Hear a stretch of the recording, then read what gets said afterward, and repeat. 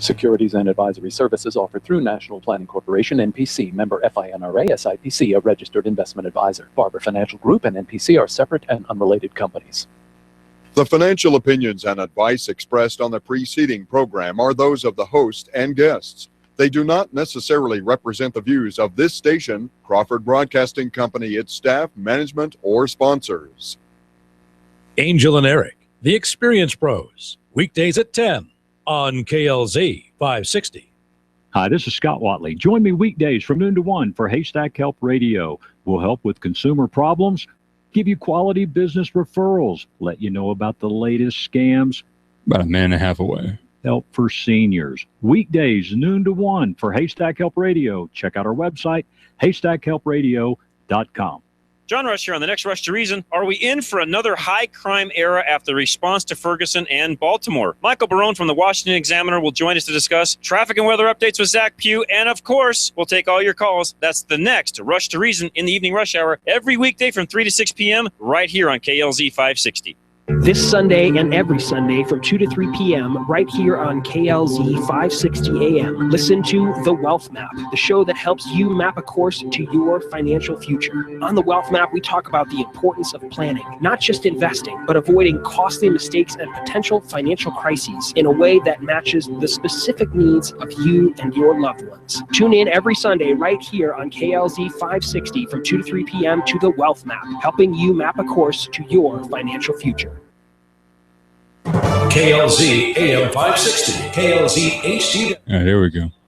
KLZ560radio.com. KLZ 560, a Crawford Broadcasting God and Country station.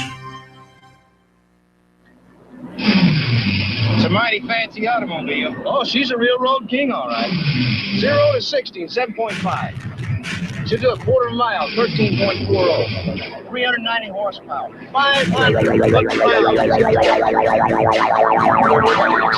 Performance never gets what it's all about. This is Drive Radio. All of your automotive questions are just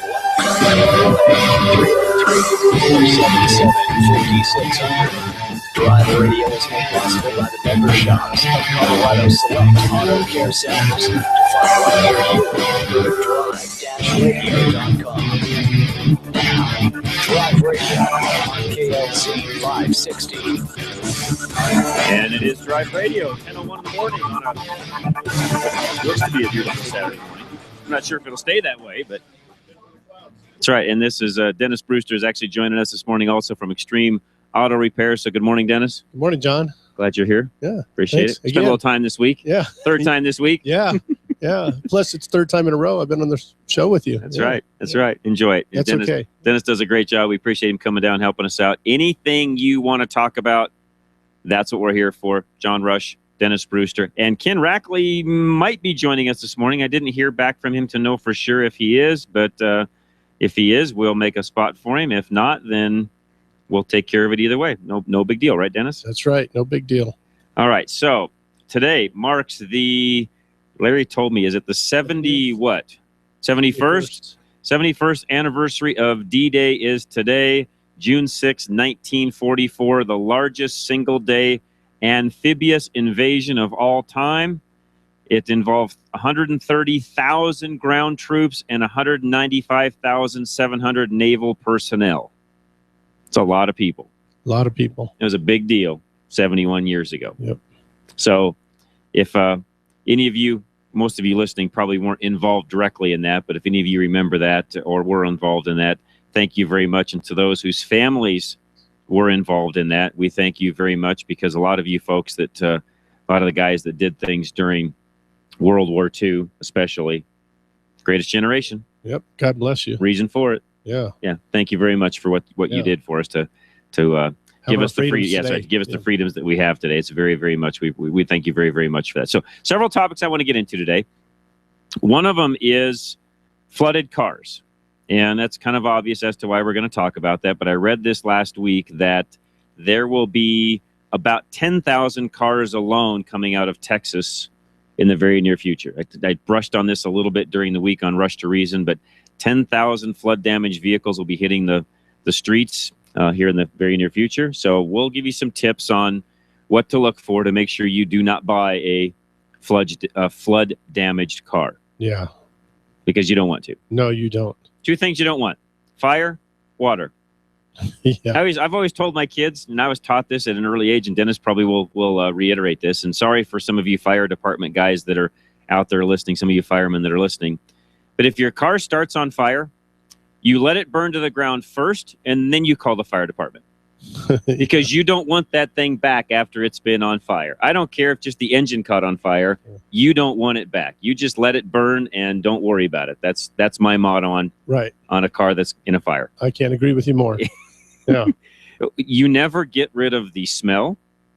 You typically, there's always some sort of a problem with the electrical system after that fact. Yep. It just becomes this car that has multiple problems once it's been on fire. And it's hard to get rid of them. And it's hard. Yeah. So if you find yourself in that situation, that is one of those examples where, and I sort of make fun. I mean, yeah, you want to call the fire department, but the reality is let's hope they don't get there before it burns to the ground. Right. Ken Rackley just joined us. Good morning. Morning. Always good to be here. We stop for a moment and talk about flood damaged cars and cars that catch on fire. Yeah. We'll get into the flood damaged cars throughout the show, but the cars that get on fire, they're easy.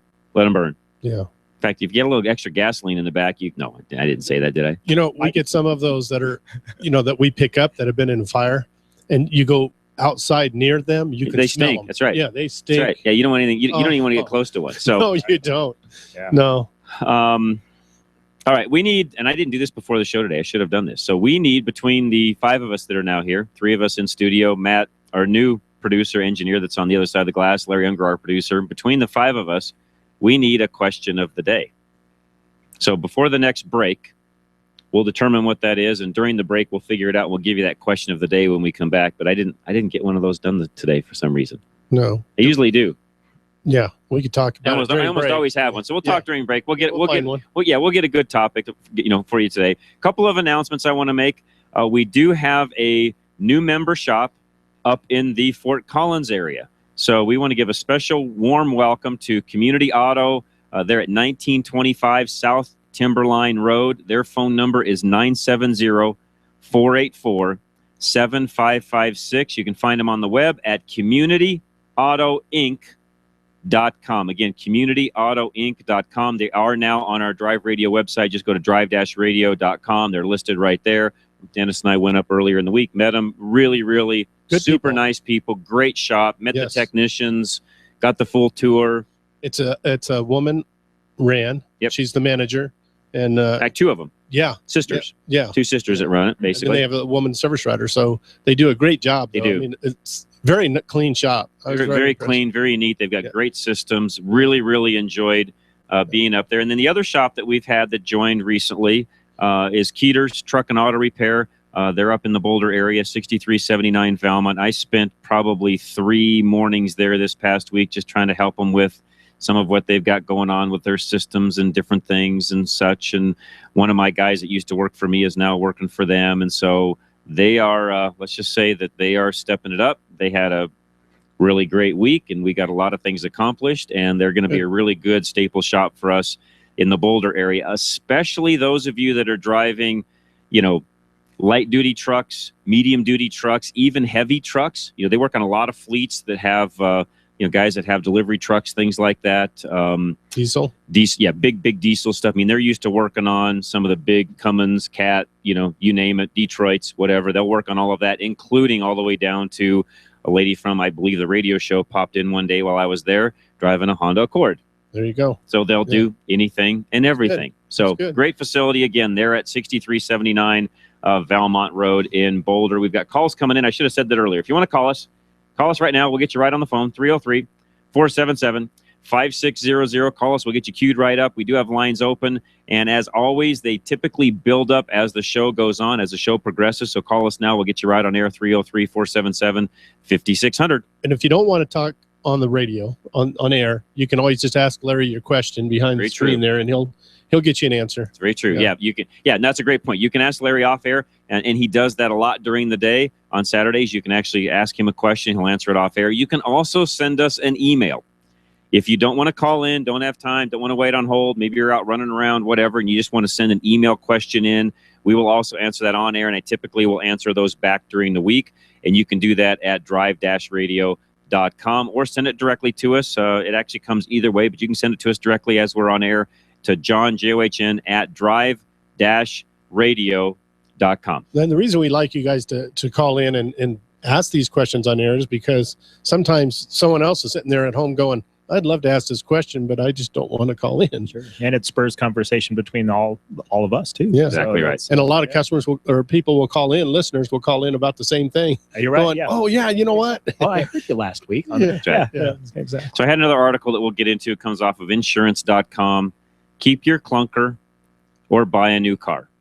It's always a great subject. Yeah. And we'll talk about some of that. If you are in the market for a new or a used car, again, one of our great sponsors, I'll give you two mentions here. Isaac Bouchard is our broker, 303-475-1462. Give him a call. Any questions you've got, he'll take care of you. And then once you get that done, you need insurance. Actually, all of you need insurance. It's law. Yeah. You're not supposed to drive without it. Good thing to have. Yeah, it's a good thing to have. So if you need car insurance and you want to save money, call Paul Leuenberger, 303-619-9891. Let's go right to the phones. We'll get this in before we go to our next break. Randy, welcome to Drive Radio. What's going on today? Hey, morning, guys. Good morning. Got one of them dry days, like Larry said. I said, yeah, well, 1 or 2 out of this month. Yeah, we had 2. What did we have? 2 or 3 last month was all? Not very many, I know that. Yep. It rained, and now we're getting severe. Yep. So, but anyway, I got a caliber here. I had to change a brake light on it, so I got it all out and changed the light, put it back in, and then I did something stupid and gave it that little whack, and it put a little X crack in the bottom left corner of it. It's not real bad. It's kind of smooth with my finger, but my point is if I take it to the car wash or I get it out in the rain, is water going to get in there, or at the very least, will the condensation get in there and fog up my lens? It could over time. Because I know those lights aren't as bright as the headlights. Well, one thing you could do to try to keep that from happening is just take a little bit of clear, silicone. I thought about that. Super glue, even super glue, might even help do that. The super glue would be less noticeable than silicone would be, and wipe off whatever excess you end up with. You could try that and see what happens. But I wouldn't replace it right now. I would just watch it and see what happens. Yeah, I thought about the crazy glue, but I didn't know that it would be waterproof or if it could take the weather. No, it could. So I thought of some clear caulking, like you said, maybe just wipe off the excess. I'd do the super glue first. Yeah. Okay. Yeah. But worst case scenario, it'll probably start fogging up. And then at that point, 3-4 years down the road, just put a lamp in it because it'll take that long for it to really be a factor, anyways. Oh, okay. I was scared to drive it in the rain. Nah. I didn't want to have to replace it already. Nah. We see a lot worse. Yeah, exactly. Yeah. I've seen them way worse than that for sure. And still not have a lot of condensation. Exactly. Yeah. Did you get your question of the day, or you didn't do it yet? No, we didn't get it yet. We're still thinking one. You got one in mind? Well, yeah, something crossed my mind. I was going to maybe tell you to do something like, what was the dumbest thing you did while you were working on your car? Like, let's say you're doing your fuel pump and you got a cigarette hanging out of your mouth. That's just an idea. Sure. Out there, but I'll tell you what, we're going to take another call, and when we get to the break, we'll talk about that. But that one may very well rise to the top. That you might have it, Randy. Yeah. Yeah. And what was the outcome? I appreciate it. Yeah, and what was the outcome? Yeah. Dumbest thing ever. Yeah, I got to write this down. Dumbest thing on your car, working on car, and then outcome. Yeah. Okay. All right. We may just do that. Let's go to Don real quick before we go to our break. Don, welcome. What's going on today? Yeah, John, I was driving home last night up on Wadsworth. It was raining like mad. Okay. I got in some deep water real quick, and my car started slowing down. And I thought, well, this is it. It's going to quit on me, but I finally got through it. I just wondered, I don't make a practice of driving through that deep water. Is there any damage that could have been done to it? It seemed to run okay after that happened, If it's running okay after it happened, probably not, but I would probably, and this is something we really should, I didn't think about this today, we should probably get into this today. If you've been in that situation, it would be a good idea to have somebody do a good inspection on it just to make sure that there's been nothing else adverse has happened by doing that. Right. Well, and a lot of debris and stuff like that too. Was that on the van, Don, or? No, it was on a 2000 Honda Accord. Oh, okay. All right. And a lot of things can wash into the belts, just debris floating in that water, and radiator, condenser, exactly. All sorts of things that way. The air, you could pick up water going in through the air filter, and the air filter could be drenched and filled with crap. Right. Sure. Right. Yeah. No, it would definitely. I would definitely have it looked at. So I mean, there's possible that some damage wouldn't show up right now, but could later. Right. Correct. Unless you get it inspected pretty quickly, and I would. Yeah, we'll be talking about that with the flooded cars. Yeah. What happens? Yeah, we'll get into. That's a great topic. I'm glad you asked that, Don. Well, that's something we can get into today. Half a block, but it got deep before I even realized it. Right. That's what happens. Yeah, exactly. It looks level across the top. Right. Right. Yeah. Exactly right. Yeah. Yeah. Well, I was over in the right lane, where it collects, on the right side. And I finally got over into the left lane and started going good then, but it really scared me for a while. Yeah, I can imagine. Yeah, you could have been sucking up water, and it's kind of starting to kill the engine, but there wasn't enough water to kill it. Right. And which is a good thing. That's right. Yeah, you don't want that. Yeah. So could that have caused some engine damage? Only if it stops running. Yes. Yeah. And then it can. Yes, it hydrolocks. But it might have put water, could have got in the oil. Right. Yeah, I would have it looked at. I would have it looked at. You don't know what all could have happened. Yeah. Exactly right. All right. Thanks a lot. You're very welcome, Don. Appreciate it very much. Okay, tell you what, let's take a quick break. We'll get the question of the day lined up. Jerry from Greeley, hang tight. We'll get you as soon as we come back. Don't go away. You're listening to John Rush, Ken Rackley, and Dennis Brewster, all on Drive Radio, KLZ 560. We've all been there. You run to the hood and suddenly realize you don't have the parts you need. Or even worse, you don't know what parts you need. Well, at Napa Auto Parts, we have ASE certified parts specialists that'll make sure you find that right part. One covered by a warranty good at any one of 6,000 Napa locations. Yeah, finding the right part might not be easy, but fortunately, finding the right part store is. Go to NapaOnline.com for the location nearest you. Napa, get that good stuff. Word of mouth is a great way to find professional references, but choosing an auto technician, it's one of those exceptions, unless that referral comes from another auto technician. Think about that for a moment. A referral from one competitor to another. Every Colorado Select Auto Care Center offers the industry-leading 3-year, 36,000-mile warranty on every repair. The dealerships can't even match that. Find a Colorado Select Master Technician near you at coloradoselect.org. Those are the most critical and complicated components of your vehicle are the engine and the transmission. The engine makes it run, the transmission makes it go. Most repair facilities specialize in one or another. Larry's Automotive and Transmission Repair does both, and they do both exceptionally well. Their technicians are ASE Master Certified, and the shop is A+ with the UUV, as you'd expect from members of Colorado Select Auto Care Centers. Larry's transmission experts are ATRA certified, so you can be confident that they know your transmission. Larry's is the rare combination of expert auto repair and the area's best transmission specialist. The repairs are done faster, and it's far more cost efficient. Whatever you have under your hood, Larry's has it covered under one roof. Larry's Automotive and Transmission Repair. Call and schedule your special attention KLZ 560 appointment today. 303-427-2108. 303-427-2108. Reliability. In about 30 seconds. Want from their vehicle. Regardless of make or model, you want your vehicle to take you where you need to go. Reliability is exactly what the Colorado Select Auto Care Centers offer. They set the standard for excellence in automotive repair and maintenance. Each member offers Napa Auto Care Peace of Mind warranty, along with the highest level of customer service and integrity. You find with Colorado. All right, 10 seconds. Here we go. For you, log on to ride-radio.com or call 303-546-NAPA.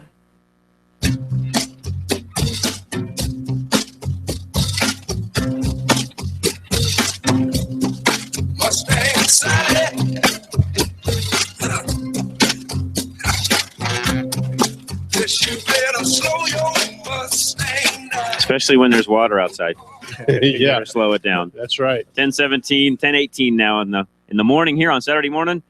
The beautiful Colorado Front Range area. John Rush, Dennis Brewster, and Ken Rackley, all on Drive Radio at KLZ 560. Let's go to Jerry and Greeley. You're up next. Welcome, Jerry.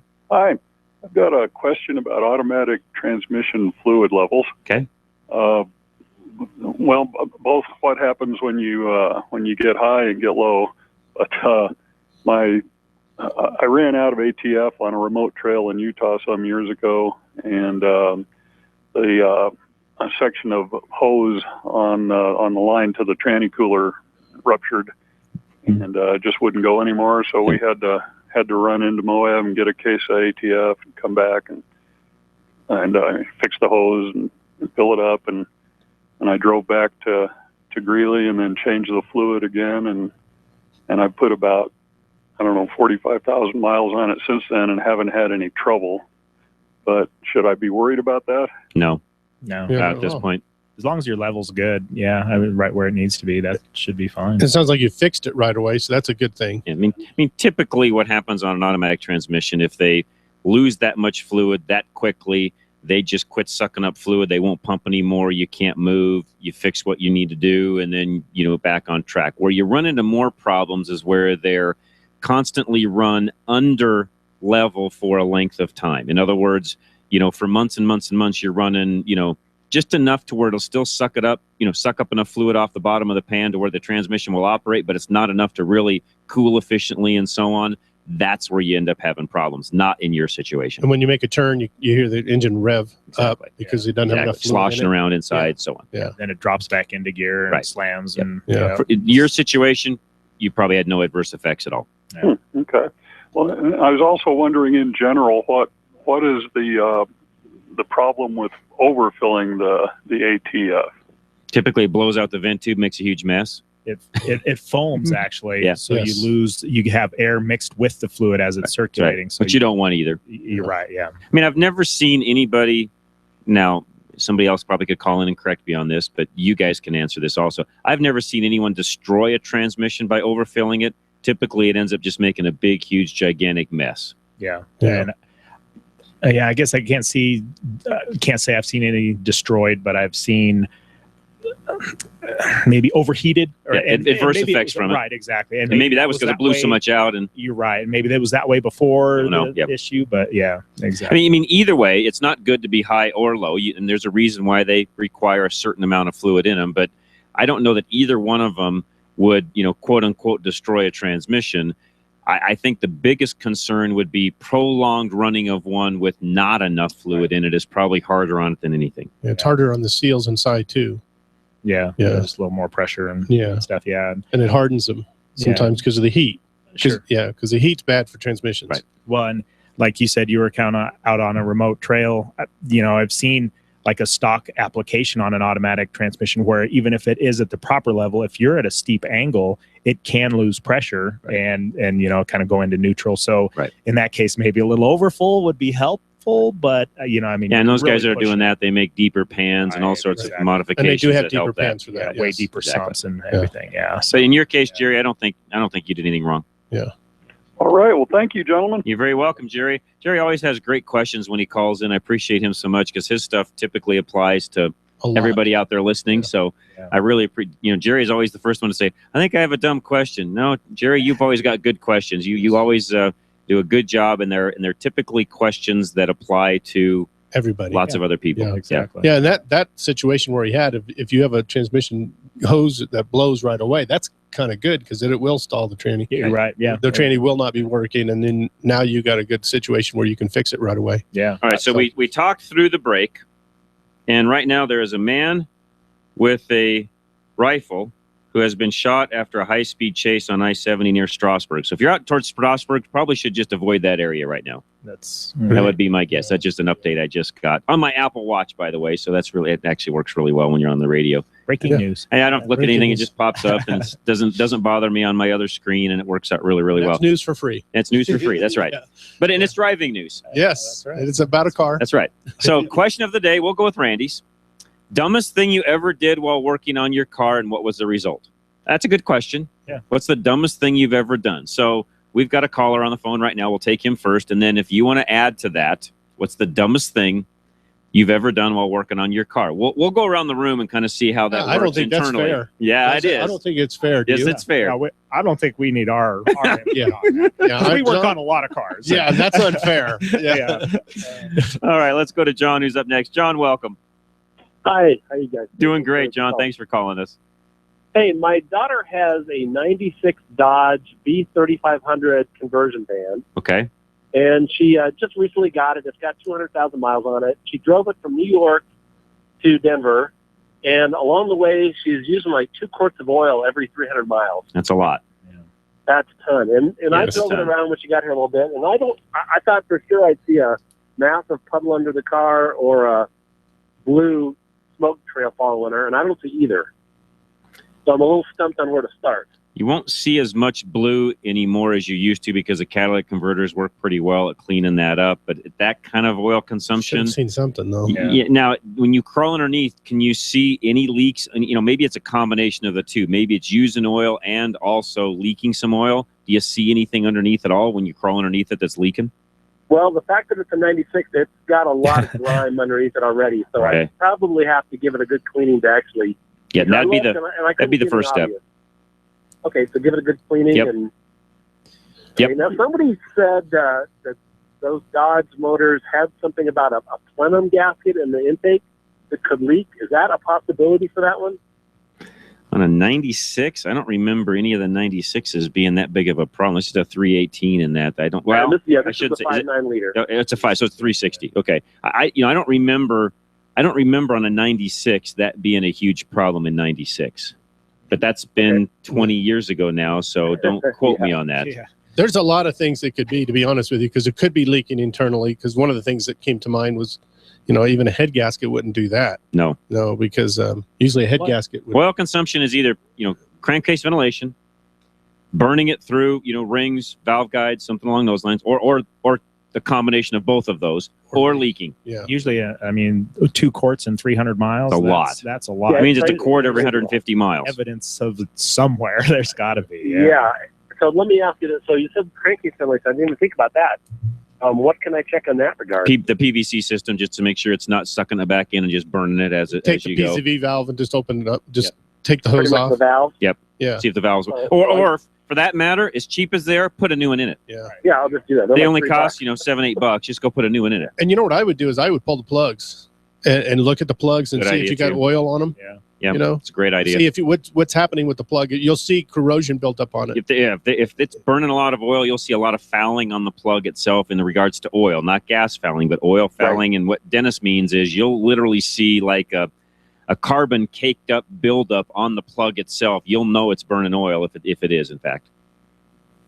Okay, great. And I also find out, when I go to drive the car, it's got a check engine light. So Okay. I guess that I don't know that's anything to do with that. I don't think that's going to have anything to do with your oil consumption. I mean, still needs to be looked at and fixed, but depending upon how much it's burning, if in fact it is burning, that could also be turning the light on if it's plugging up the O2 sensor, things along those lines. So you really need to get the oil consumption thing handled first, check engine light second. That's how I would approach it. Right. Okay, so check the plugs, and if there's oil evidence there that it rings or seals.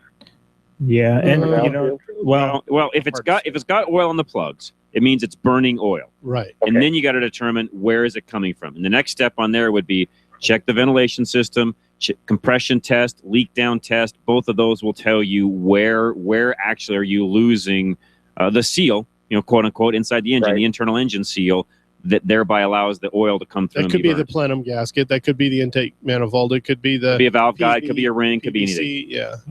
I just punched that in, and there's quite a few repairs for the intake plenum pan gasket and stuff like that. So yeah. So it could be. Since it's not. Okay. And again, on a 96, 20 years ago, you know what? It could be anything we just mentioned, or 5 or 6 other things, Or all of them. or all of them. Yes. Right. Yeah. All right, so I can check the PCV system first. You can do that yourself, and you can pull a plug yourself and just even see what it looks like. And then if it does look like, in fact, it is, burning it rather leaking, next step would be get a shop to look at it, diagnose it, see what's happening, and go from there. Is there anything special about trying to do a compression test on that engine? Nope. At home? If you have a good tester. If it is the plenum, you should be able to see evidence of it under the intake, basically, by just Flashlight. looking around that. Yeah, exactly. By doing what? I'm sorry. Just kind of look under the intake. Under the intake manifold where the plenum that is on the engine itself. And it's hard on a van to see. You'll probably have to take the bonnet off inside. And then once you get the bonnet off, look inside with a flashlight and see if you see any oil in the intake manifold area, down underneath. Oh, you can actually see under that. You should be able to. Yeah, the plenum sits up a little bit above the valley, is what we call it. Right. Oh, right. Okay, I didn't realize that. Yep. Okay, well, I will do that, guys. Okay, Thanks a John. lot. All right, and let us know how it works out. If you don't figure anything out, we have 2 shops in Littleton that can help you out. Check them out at drive-radio.com. All right, dumbest thing you've ever done while working on your car, or somebody else's for that matter, I guess we could say. What's the dumbest thing you've ever done, and what was the result? 303-477-5600. And don't forget, today is the anniversary of D-Day, June 6th, 1944, the largest single-day amphibious invasion of all time. And we don't celebrate that, but we honor those that really gave their lives so that we could have the freedom. And really, I talked about this a little bit yesterday on my afternoon show. I think having a military is a good thing. Oh, I want a military. I want a good military. And my intern and I were on the way home last night. Alex and I were on the way home last night talking a little bit. And it's like Alex made a comment, and he's a 22-year-old kid. I should say kid, young man, very wise for his age. And he says, John, really, think about it this way. It's really not just for our defense. It's for the defense of the whole world. Yes. We really do handle security in a lot of ways for the entire world.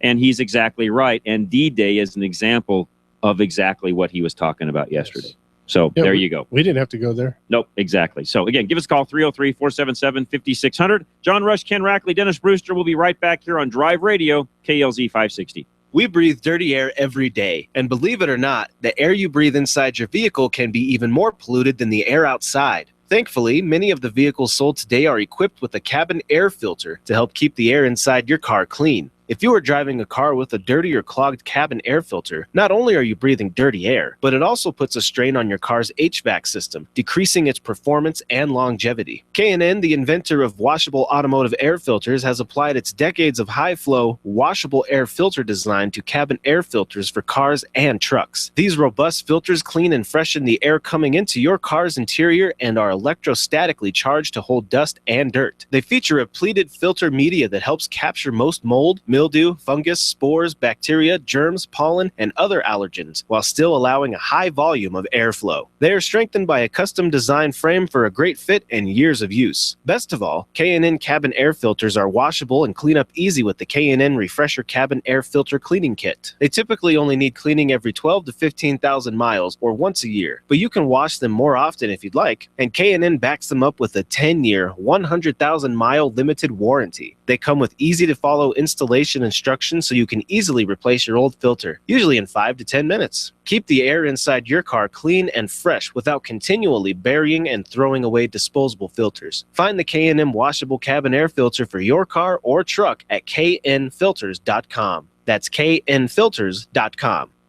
This is Tilden Total Car Care, where life is about helping as many people as you can as fast as you can.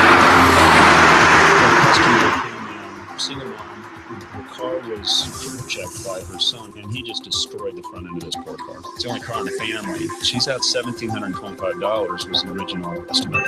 One of the huge cost problems was there was a single part that we could not find in an aftermarket place. And my store manager at the Inglewood store, he's not satisfied with that. While the tech is working on other things on the vehicle, he finds the part, gets it for way less than what she would have had to pay for the brand new one from the dealer, and saves her $500. So she comes to pick up her car the next day, and we had it done. She came to pick it up, saved the $500, unannounced to her, burst into tears. It was beautiful. Tilden Total Car Care. Make it as fast as we can. And pretty cool. Federal at Bellevue or 6th at Peoria.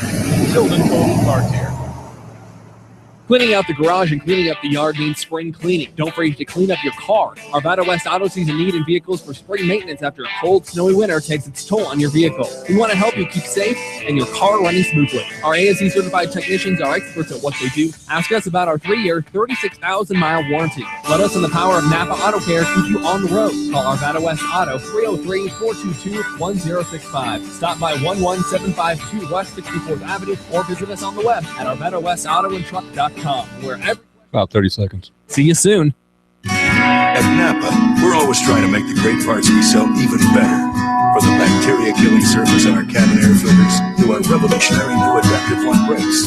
And every Napa part is covered by a warranty good at any of our 6,000 Napa Auto Parts stores.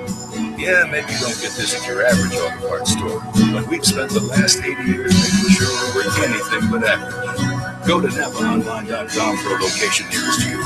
Napa, get the good stuff.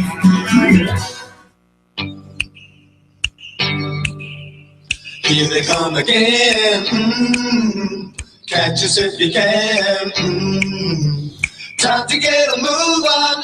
Good music today from Matt, our engineer. Appreciate that very much. 10:33 in the morning on a beautiful, so far, at least looking west, a beautiful Saturday morning. We can't see the other side of the building at this point. We got to leave the studio and it was a little cloudy run when across, I was coming in. It looks pretty good looking west. So high atop the KLZ towers. We appreciate everybody listening. Lines are full. As soon as somebody drops off, call us. We'll get you right on air. 303-477-5600. I was going to say, I was listening to your show, Rush to Reason, last night on the way home, and you were asking, I wonder what it's like out east. And I was driving out east.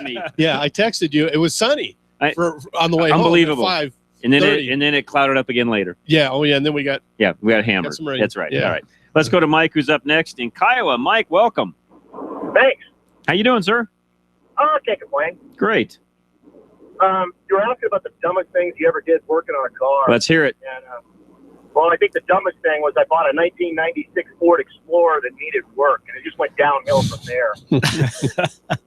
I got the car for my son when he was turning 17.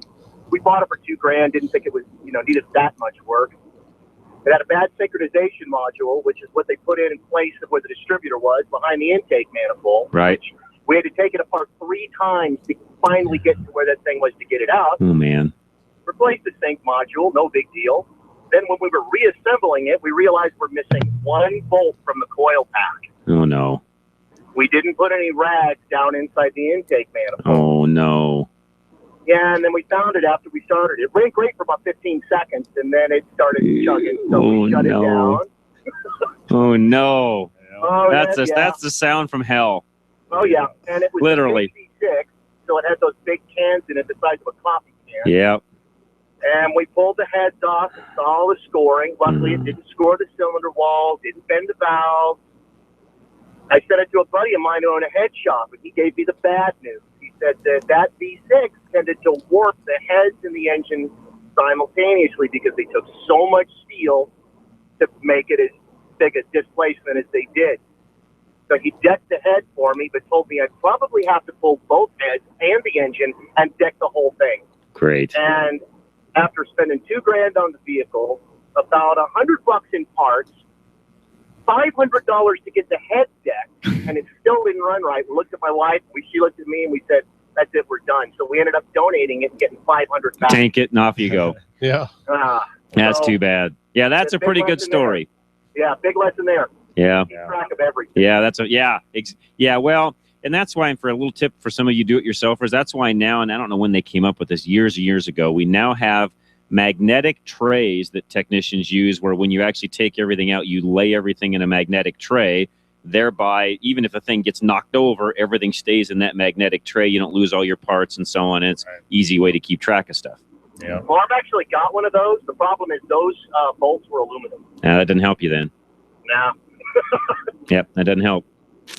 Well, that's not good. What are you going to do? Good story. That's right. Good story, Mike. You live and learn. That's what you do. Yeah, exactly. I never drop any more bolts. There you go. That's right. You only do that one time. Yeah. Good hearing from you, Mike. Thanks for calling, and we appreciate it very much. One line open, 303-477-5600. Steve, you're up next. Hey, this is Stephen Monument. I bought my daughter a Bumblebee Camaro from, I think it's a 1981. We put the stripes on and everything. Okay. And it had a V8 in it, but I also know that 1981 was the first year for the computer management system. Correct. Feedback carburetor. Yeah. But before me, someone had put in a 1969 Chevy 350 with a Edelbrock 600. Got it. Is there anything else I need to be changing since that was computer controlled? As far as what? To get it. Well, I heard that maybe it controlled the torque converter. No, not on that car. It would have been. Okay. Well, no. The only thing that controlled the converter on that is just the. Yeah, but they locked up automatically. Only the brake switch had anything to do with those. Correct? If I'm not mistaken, right? It out. It's the only thing that kicked it out, right? Didn't they just lock up on speed? Yeah. Larry's shaking his head. Yes. So I think So that part I don't think you have to worry about. You don't need to pass emissions where you're at, so that's not a big issue. No, I can't think of. I mean, really, the only thing the computer did was control the metering rods in the computer. That was, or in the carburetor, and that's it. Air injection system. Right. Yeah, that's about it. Okay. Well, Timing. then we should be okay. Yeah, and timing, I should say. Yeah. So did they do? I assume they did a new distributor and such also. So you probably have a 350 with an Edelbrock carb, and it's probably got a just an HEI type distributor or something in it. I'm guessing. Yes. Yeah. Yeah. You're fine with that. Okay. Cool. One dumb thing I did once, I was working on a Corvette. I was underneath it, had jacked up, and finished and lowered the jack down. I heard this hissing sound. I thought, what is this? Then turned out I had left a can of WD-40 in the car. Oh, no. It just crushed it. Yeah.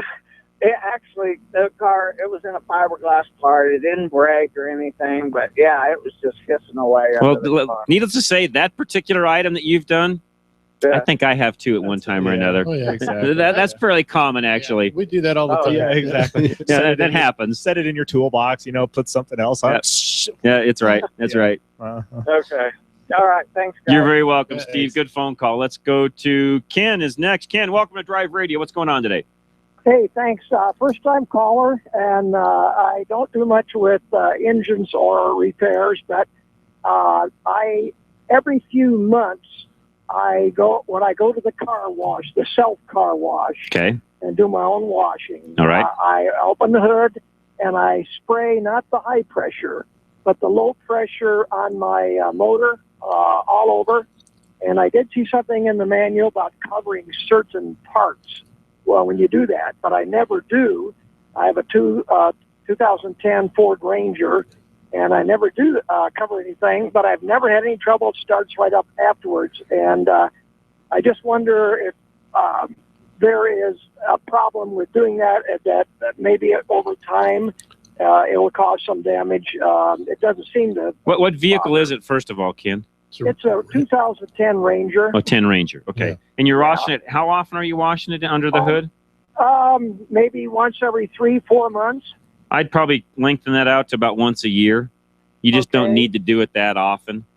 But I don't think you're hurting anything. No, but you're also probably not helping anything by doing that. And with all the electronic components that are underneath, they just don't need that much water getting into them. Once a year on an annual basis, you'd be okay, and it really won't get that dirty in a year anyways.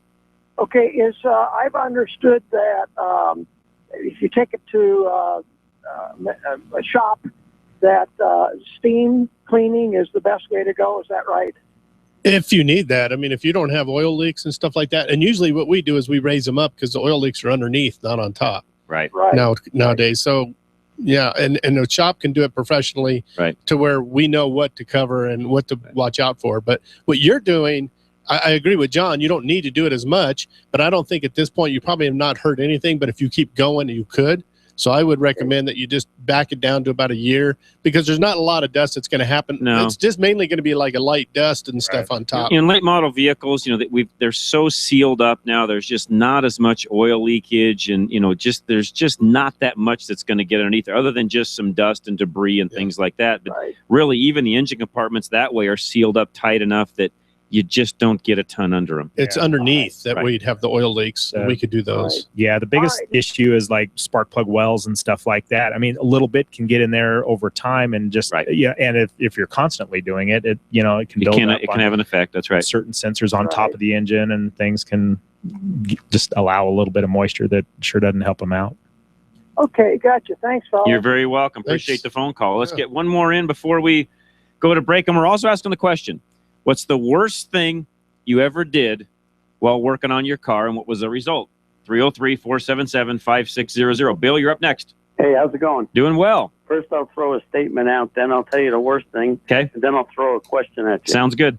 When I first came out here in 1973 with a 72 Datsun, it was pretty much brand new. Put Michelin X's on it because I got them for free. My mom worked for Michelin. Got it.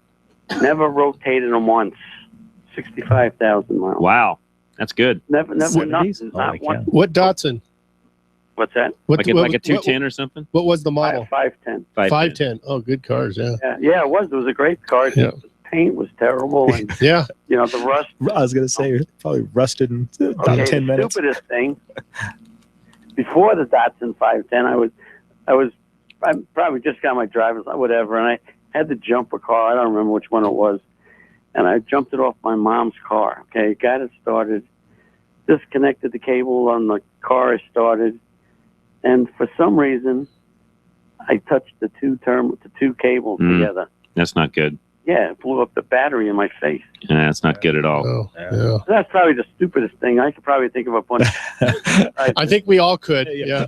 And then, and then my next question is, because I have nothing but American cars in my driveway, and it's a getting around time, maybe for my wife. She drives an SUV. Okay. And I seen a little Audi. I think it was a Q5 or like a small. Yeah, that's Q5. Yeah. Okay. Why the heck are they so expensive? I mean, because it's an Audi. So what? I mean, but I don't think they got anything on American cars anyway anymore. It's just an expensive. I mean, they're just an expensive car, and even, you know, their Audi is trying to do a better job of being a little more mainstream. Their new A3 they just came out with, which is kind of their, you know, compact sedan, if you would. That car does start in the high 20s. If you option it all out, you know, you can buy one all the way up into the 45s, but you can buy the, you know, pretty luxurious Audi sedan A3 that can, like a Chevy Cruze, for example, basically the same size. You can basically buy that car for about $5,000-$6,000 more than you can a Chevrolet. Is it a better car? You know, people out there would have to be the judge of that. I would probably tell you that it is. Yeah, I think the Audi's probably a better car than the Chevrolet. But if you, we'll go with a Corvette then if you want something. Because I don't think the foreign cars got anything on the new Corvette. New Corvette's a nice car. You know, here's the reality. I had somebody ask me this the other day. In fact, I think Alex, my intern, was asking me this. You know, what car would you buy today if you could buy anything? I'm like, you know what? Depends on the functionality of what I'm looking for. Yeah. They're all great. You know, there isn't a bad car built today. You know, American, you know, Japanese, European, doesn't make any difference. And here's why. The majority of the parts being used on all of the cars virtually come from a lot of the same vendors. Case in point, Takata airbags. They have affected almost every single brand of car on the road today, from BMW, Mercedes to Kia. Okay, so literally you can run the gamut. And I'm not saying Kia's, you know, a lower quality. I'm just telling you, you can run the gamut. And a lot of the parts are, I don't want to say interchangeable, but they come from the same vendors, okay, from the same manufacturers. Yeah. Now, in the case of drivetrains and engines and some of that sort of technology and some of the electronics, you know, those are getting a little more unique to each brand. But a lot of the main components, you know, bearings and things along those lines, alternators, stuff like that even, they're very similar from car to car. Well, sure. I used to work on airplanes shortly for a little while. And it was the same parts, just that they were certified. That's right. That's right. That's right. But anyway, besides the point, I'll never drive anything but a truck. Because I made a mistake, and I bought the Dodge Magnum when it first came out. And I'm just not a car guy. Yeah. You know, it was, I lost $8,000 on that. Yeah, I hear you. Hey, Bill, we got to run to a quick break real quick. Thank you so much for your phone call. We've got a break we got to do right now. Fred in Westminster, hang tight. We'll get right back to you. Lines open, 303 477-5600. What's the dumbest thing you ever did working on a car, and what was the result? That's our question of the day. We'll be right back. John Rush, Ken Rackley, and Dennis Brewster, KLZ 560. At Extreme Auto, we're committed to providing the highest level of service possible to our customers. Our highly trained technicians are ASE certified and are dedicated to providing you with world-class service. We have years of experience working on both domestic and import vehicles of all makes and models, and will work with you to find cost-effective repair and maintenance alternatives. We don't have hidden fees, and we don't do unnecessary repairs. Serving Parker and the surrounding areas, come and see us, the professionals at Extreme Auto, and rest easy knowing you'll get quality work done for a fair price. Our promise to you: extreme service, extreme value, extreme satisfaction. Call us to schedule your appointment today. Hi, this is Amanda from Geno's Auto Service in Littleton, and after 32 years of business, we've expanded. At Geno's, we're proud members of Colorado Select Auto Care and offer the Napa Nationwide Peace of Mind warranty. We're AAA approved and for your convenience offer loaner vehicles and courtesy shuttles. Experience counts, and we only employ the highest ASE trained technicians. We're conveniently located at Bowles and Platte Canyon, so stop in or visit us online at genosautoservice.com. This is Red Merrill for Phoenix Weaponry. Phoenix Weaponry is a weapon manufacturer that services the firearm enthusiast. From precision ARs to suppressors, Phoenix Weaponry can make your dreams come true. Phoenix Weaponry is a full-service gun shop that offers gunsmithing, coating, and modifications to your own weapon. Phoenix Weaponry, family-owned and operated right here in Colorado. If you can dream it, Phoenix Weaponry can build it. Call today, 720-340-2496. Again, that's 720-340-2496. Or visit their website, phoenixweaponry.com. Mention Sportsman of Colorado and receive 10% off your custom-built weapon. Filter and get lost in catalogs and vehicle descriptions? Well, K&N, the inventor of reusable cotton filters, has got the answer to the mess. Just visit knfilters.com and enter your vehicle identification number off your dashboard or car registration, and K&N will show you the filter that fits your car. It's never been easier to buy a K&N, the filter that helps your car run better. At Napa Auto Parts, we've been the most trusted name in auto parts for over 80 years. Probably because we've never stopped looking for ways to make the great parts we sell even better. It's a commitment to quality you'll find in every one of our 310,000 parts. From the bacteria-killing surface on our cabin air filters, to the patented damping mechanism on our drive-align belt tensioners, to our revolutionary new Adaptive One brakes. And Napa parts are covered by a warranty that's good at any of our 6,000 Napa Auto Parts stores nationwide. Yeah, maybe you don't get this at your average auto parts store, but at Napa, we've spent the last 80 years making sure we were anything but average. To find the Napa Auto Parts store nearest you, go to NapaOnline.com. Napa, get the good stuff. With over 125 locations in Colorado, southern Here we go. western Nebraska, there's only one place to get the good stuff: Napa Auto Parts.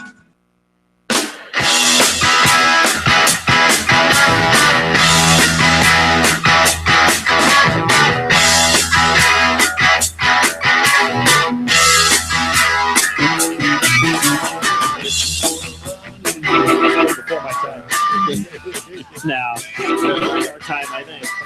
All right, John Rush, Ken Rackley, Dennis Brewster, KLZ 560. Just got a note from Scott Watley that said he just left the Tanner Gun Show, and one of our sponsors, Phoenix Weaponry, is actually out there at the Tanner Gun Show today.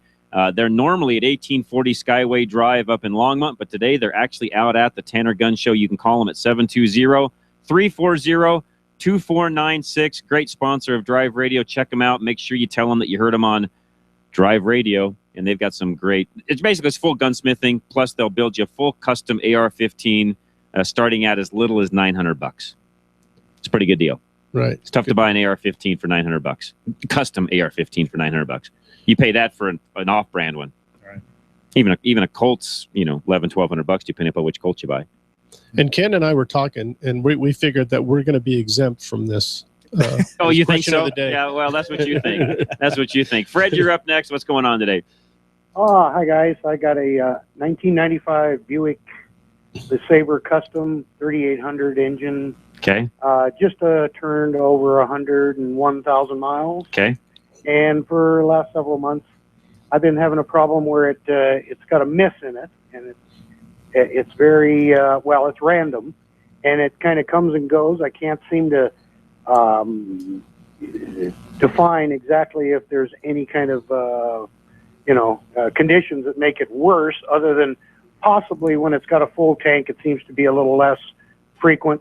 And I've noticed it on the highway when I was in cruise control, driving up I-25 about 30 miles one way in the morning, and it misses, especially when it tries to downshift, coming up to a hill or a slight grade, and so it starts missing randomly. Okay. Sometimes it's much more pronounced than other times, and sometimes it just kind of cruises along, and it very rarely happens. It also happens if you're accelerating a lot of times from any point, from a stop, from a medium speed, from a higher speed. You go to downshift, and it will intermittently miss anywhere from, like I say, a little to a lot. Okay. Trying to decide if it's an electrical or possibly a fuel-related problem, fuel delivery. Sounds more like a coil or something to me. I would tend to think we got some spark leaking somewhere. Yeah, whether it be a wire plug or carbon tracking on coil. Coil. Yeah, definitely. Yeah. I see. No issues normally with that car, with that 3800? No, that's a good motor. It's a really good car. It's at 100,000 miles on it. Barely broken in on Exactly. it. Yeah. It's a good car. Yeah, it's been pretty good. Yeah, they would run for a long time. They're good cars. Yeah, I mean, that's what I originally figured. It was so hard, you know what I mean? It's a definite miss, cut out. It just and it does it. It's becoming much more frequent now. Typically, with a fuel issue, it'll be more consistent. It'll do it all the time. Typically, but right. I had another. I've had this other issue for quite a long time, years on it. About 1/3 of the time when you turn the key on, and a little more frequent if it's been sitting like overnight or hours. But it'll happen anytime you turn it on and you hear a pump running. I believe it's a fuel pump. Mm-hmm. Yes, it is. Okay, yeah. And it will spin up until it, I guess, reaches pressure and shut off. That's what it's normally supposed to do. Sometimes you turn it on, it just keeps running. As long as you keep the key on, it'll keep running until you start it. If you turn it back off, usually very quickly, I do. I've tried to tell my wife to do the same thing. Turn it back on. Typically, it's run enough and it's up to pressure, it doesn't even run at that point. Or it'll run again very shortly and quit. Okay. So is that a fuel regulator, or is that in the pump? That's the pump. The pump and You're the hearing timer the pump, and things like that. Yeah. Okay. Yeah, I so don't that's know. normal. That's where I kind of thought, well, maybe that's part of the issue. I don't think so. No, that's not at Been all. happening a long time. To be honest with you, that's not at all. That's normal. But I would look, there's a coil pack in that car. Right. And sometimes, you don't see it. It's hard to see those. If they're going to do it, you could take a light mist of a spray bottle and spray it on there, and you might be able to get it to do it more often. Arc tracking. Right. Yeah. Right. Yeah, you can see it particularly on a lot of cars. I saw Yeah, my but if old you have- 4Runner when it was very, very humid, moist out, like raining. Right. And you open the hood and you can see it running That's right. everywhere. That's exactly right. I would just have the plugs replaced, the wires replaced, and the coils, and I think that'd probably take care of it. Wires. I've replaced plugs 3 times in it. Yeah, good for you. Yeah. No, you're on the right track. Yeah. Well, yeah. All right, Fred. Okay. You bet. Appreciate it very much. Thanks for the phone call. One line open, 303-477-5600. Don in Denver, you are next.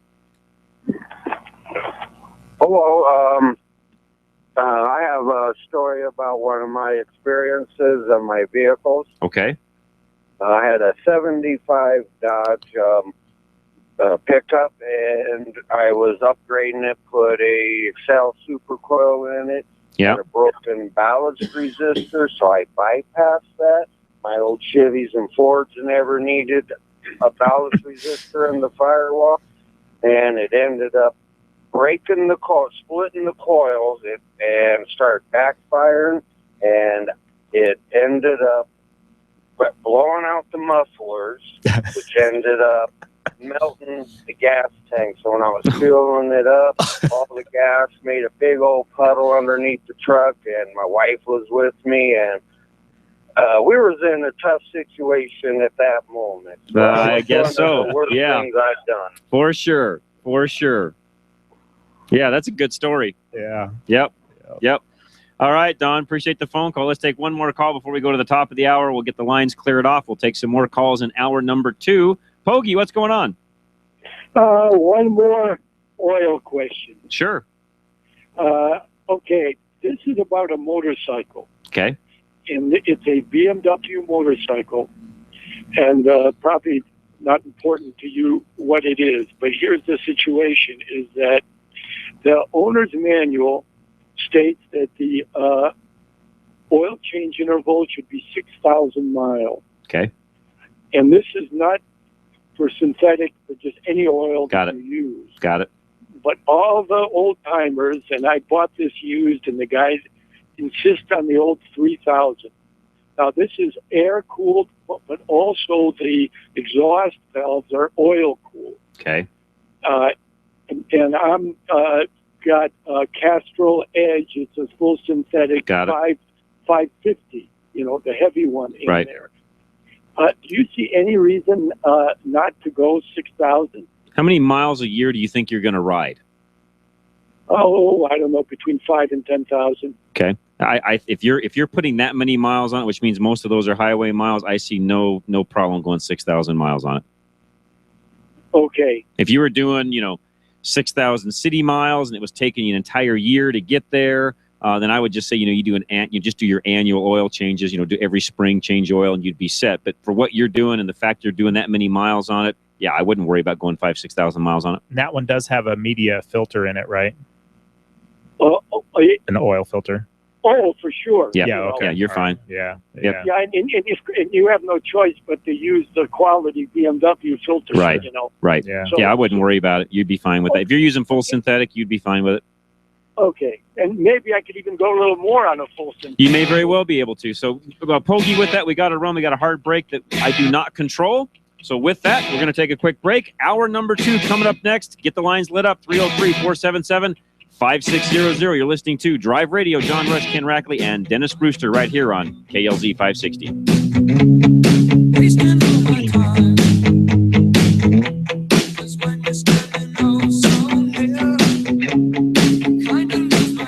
Still haven't had enough?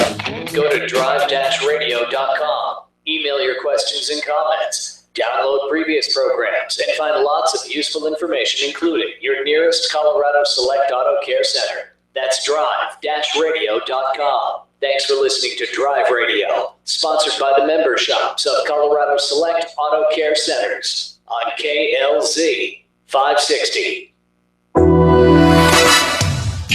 Drive Radio is a presentation of Colorado Select Auto Care Centers. The independently owned and operated shops of Colorado Select hold each other accountable for their highest standards of technical expertise, honesty, and professionalism.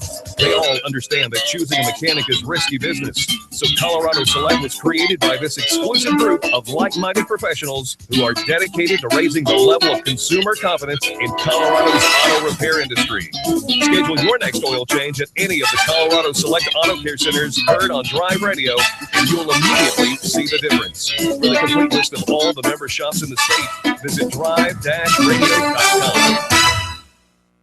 Hi, this is Scott Watley. Join me every Saturday from 1 to 2 p.m. for Sportsman of Colorado.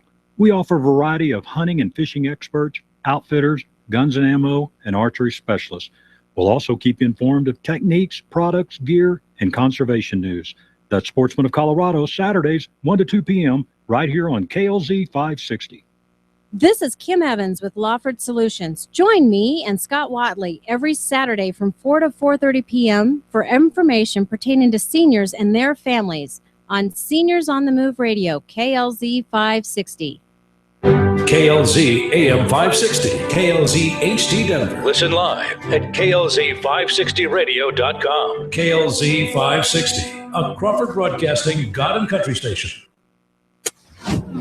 This is the Blaze Radio News. I'm Brad James. A U.S. Border Patrol helicopter and its crew are safely on the ground in Laredo, Texas, after being shot at from the Mexican side of the border while patrolling for drug smugglers and illegal border crossings. The helicopter forced to make an emergency landing. The pilot and crew are okay. ISIS terrorists publicly executing 3 men by throwing them off the roof of a building in Mosul as hundreds gathering to watch.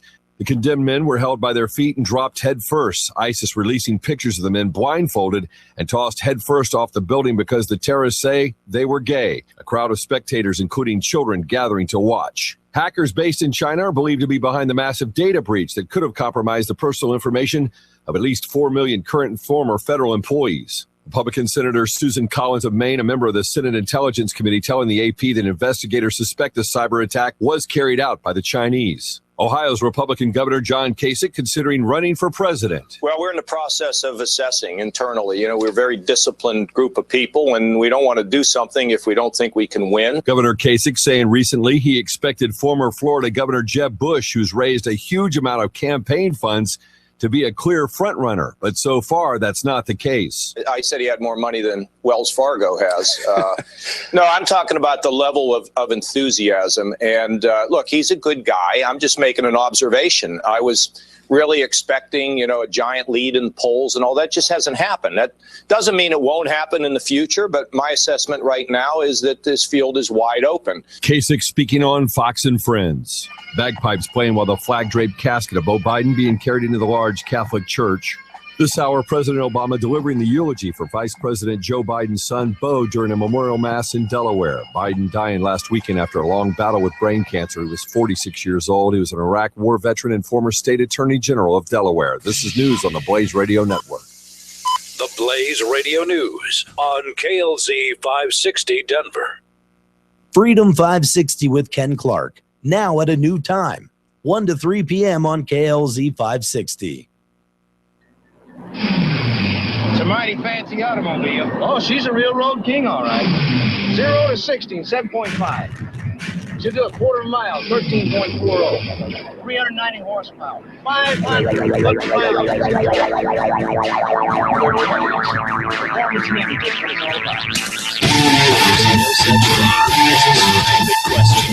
This is Drive Radio. All of your automotive questions are just 477-5600. Drive Radio is made possible by the member shops of Colorado Select Auto Care Centers. To find one near you, go to drive-radio.com. Now, Drive Radio on KLZ 560.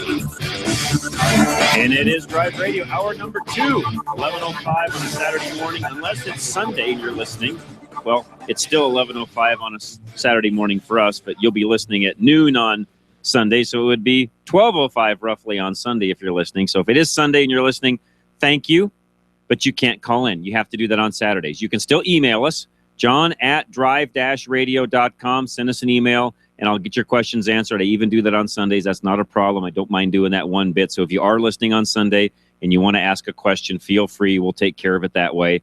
But if it's today, Saturday, and you want to call us, 303-477-5600. The question of the day is, what's the dumbest thing you've ever done while working on a car? And then what was the result? And then we also in this hour want to cover emergency vehicles. Dennis and I talked earlier in the week, and the more I drive, and Dennis, reiterated this the other day. In fact, this was his idea.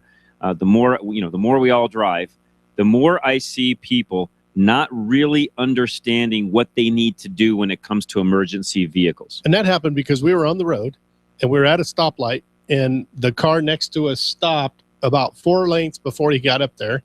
And because a vehicle, fire department was coming the other way, right, and nobody would clear the intersection. Right.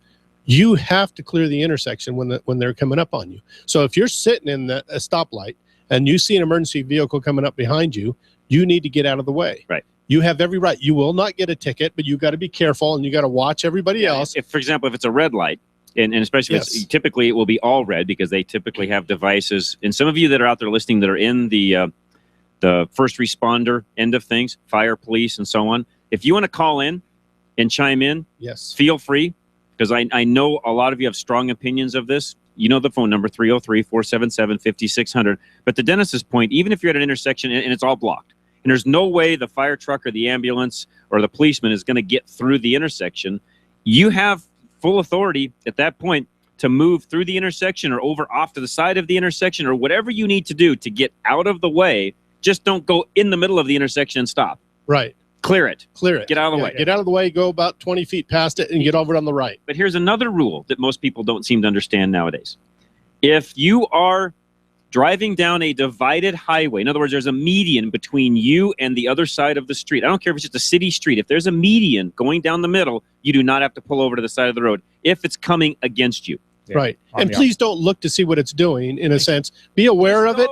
Keep going, but don't slow down to cause another accident. No rubbernecking. Right. Yeah. And here's another thing too, because this is something we stress with on the tow side, is we're not an emergency vehicle. Right.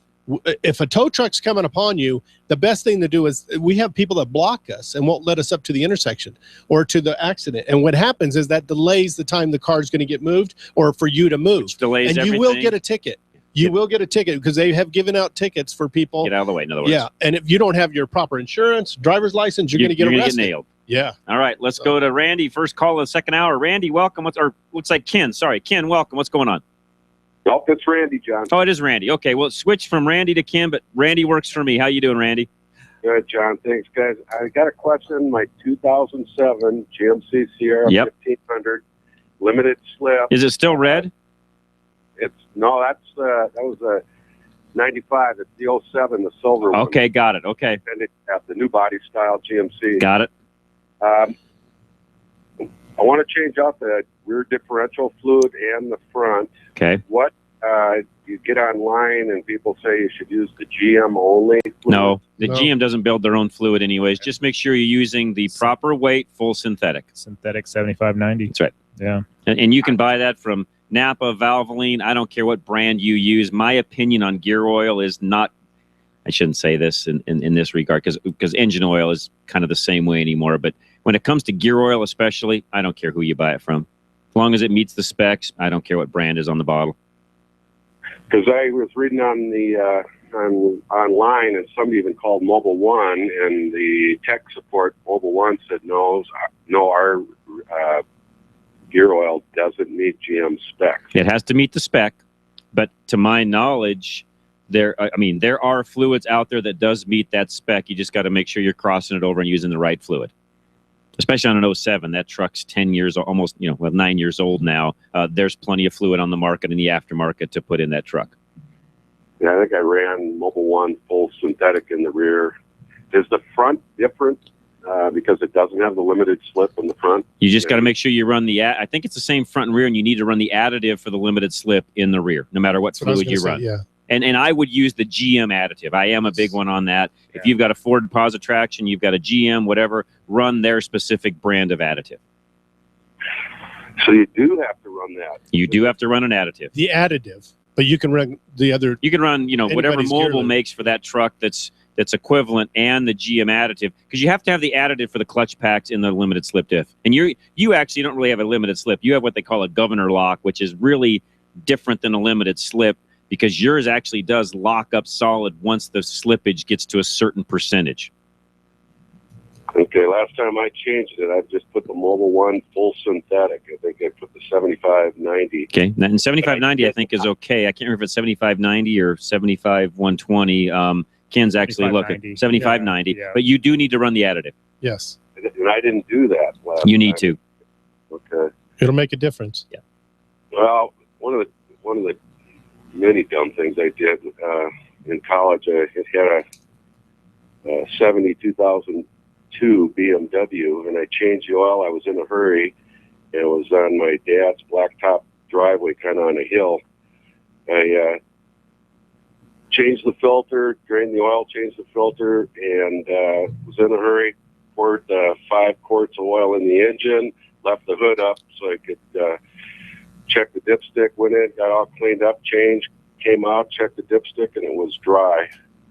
And I looked under the car, and all 5 quarts had drained out. Forgot the drain plug, huh? Forgot to put the drain plug in, and all 5 quarts were down the driveway, down the gutter. Oh, no. So I had to And I didn't have any way to go get oil. I had to wait for someone to Oh, man. That's the worst part about that's the cleanup. it was a mess. Yeah. I had in the blacktop driveway. Oh, man. It was in the summertime. Oh, no. It was a mess. Yeah, that's bad. That's the worst part of the whole thing. The oil's easy. It's the cleanup that stinks. What you do is you just get more oil and pour it all the rest of the swipe it around. Make it even. Yeah. I didn't make that mistake ever again. Nope. That's one of those you do one time. Yep. You know, hey, thanks, Black Guy. Yeah, Randy, good hearing from you again. Appreciate it very much. Go ahead, Ken. I'm not seeing an additive that's required according to all data anyway, but yeah, I mean, it's a synthetic. If it's got a governor lock in it, put additive in it. Yeah, exactly. You're going to, I'm being an old GM guy, and I would still run. If the G80 is the code for those, if it's got the G80, option package on it, put the additive in it, and here's the deal: you're not going to hurt anything putting the additive in. Exactly. Yeah, and it's all it can do is help. That's right. Yeah. That's right. All right, we got a line open 303-477-5600. We'll get one in right before the break. Jerry, you're up next. What's going on? Well, something dumb, right? Something dumb. Imagine a 63 Plymouth Fury 3 up on car ramp, the front. Okay. Built by my brother in high school. Jack stand, built by my dad on the back. Okay. In the backyard in the dirt. Okay. I'm taking the transmission out, and this is out in Oregon. Well, it rained. Oh, no. And the last broke out of transmission, and jack stand just kind of and ramps up my brother's bed, didn't have the little cups in it. So that car rolled right down. Luckily, I was looking up at the motor with my feet towards the rear end, and it just rolled right over the top of me. Oh, boy. It broke my wrist in several places. Wow. Good thing it didn't kill you. Yeah, well, I only weighed about $1.25 at that time, so thank you. A little more agile then, huh? Yeah, that happens to all of us. Agile and not so my goodness. Yeah. Wide. Yeah. When I seen it start moving, I just tensed up and tried to hold the car in place, and no. No, in that case, you just get out of the way. Yes, sir. Well, I couldn't. Finally it rolled off the ramp and come to a stop, and I relaxed, and my arm fell out. Yeah. And then I crawled out from underneath it and had my sister take me to the hospital. Oh, man. Well, good thing you're okay. Yeah, it's good. But Jesus, yes, I can imagine. That's a good story, Jerry. Good story. Yeah, hey, that's why they say to set that on nice level flat surface. Yeah, that's level surface, hard surface if possible. Hard surface, yeah, and wheel chalk it. Yes, sir. Yep. Good call, Jerry. Thank you very much for that. I appreciate it. That's a good safety tip. And I actually I watched somebody the other day.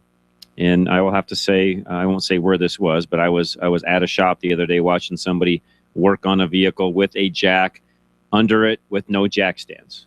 Oh. And I said, I think I would advise you to go put some jack stands underneath that, and then let that jack down on the jack stands, and then go ahead and continue working. But working underneath a vehicle with just a jack alone is suicide. That's laziness. Yeah, and it's just stupid. Really lazy. Not very smart.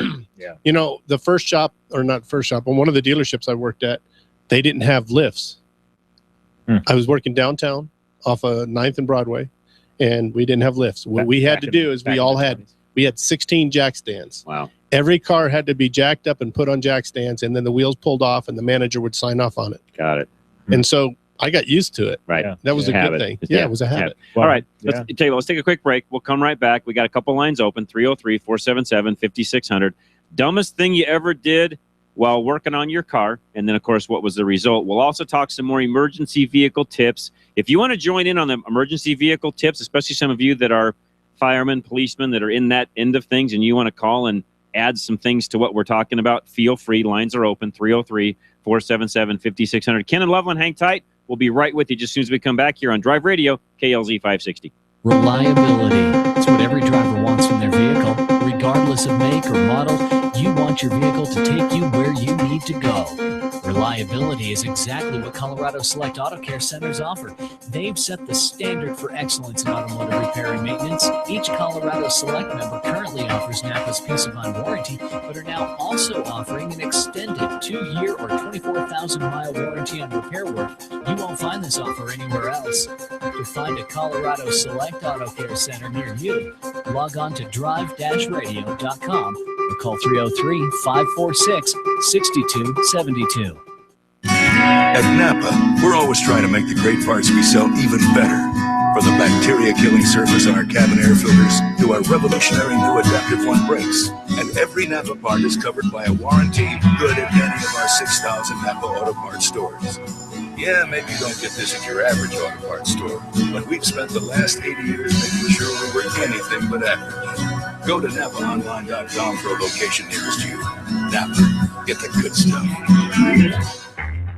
This is Tilden Total Car Care, where life is about helping as many people as you can, as fast as you can. When I saw the $1,725 estimate for my car, I nearly panicked. She's freaking out. Single mom, it's the only car in the family, but she has to do it. There's no option. So she comes to pick up her car the next day. We had it done. And the Tilden manager said, well, you know, I have a little bit of change on your ticket. She has the big eyes and, oh heavens, now what are we up against? When the Tilden In a minute. told me that he found a way to save me $550, I cried. It was beautiful. Wow. A little extra effort made my terrible day a little bit right.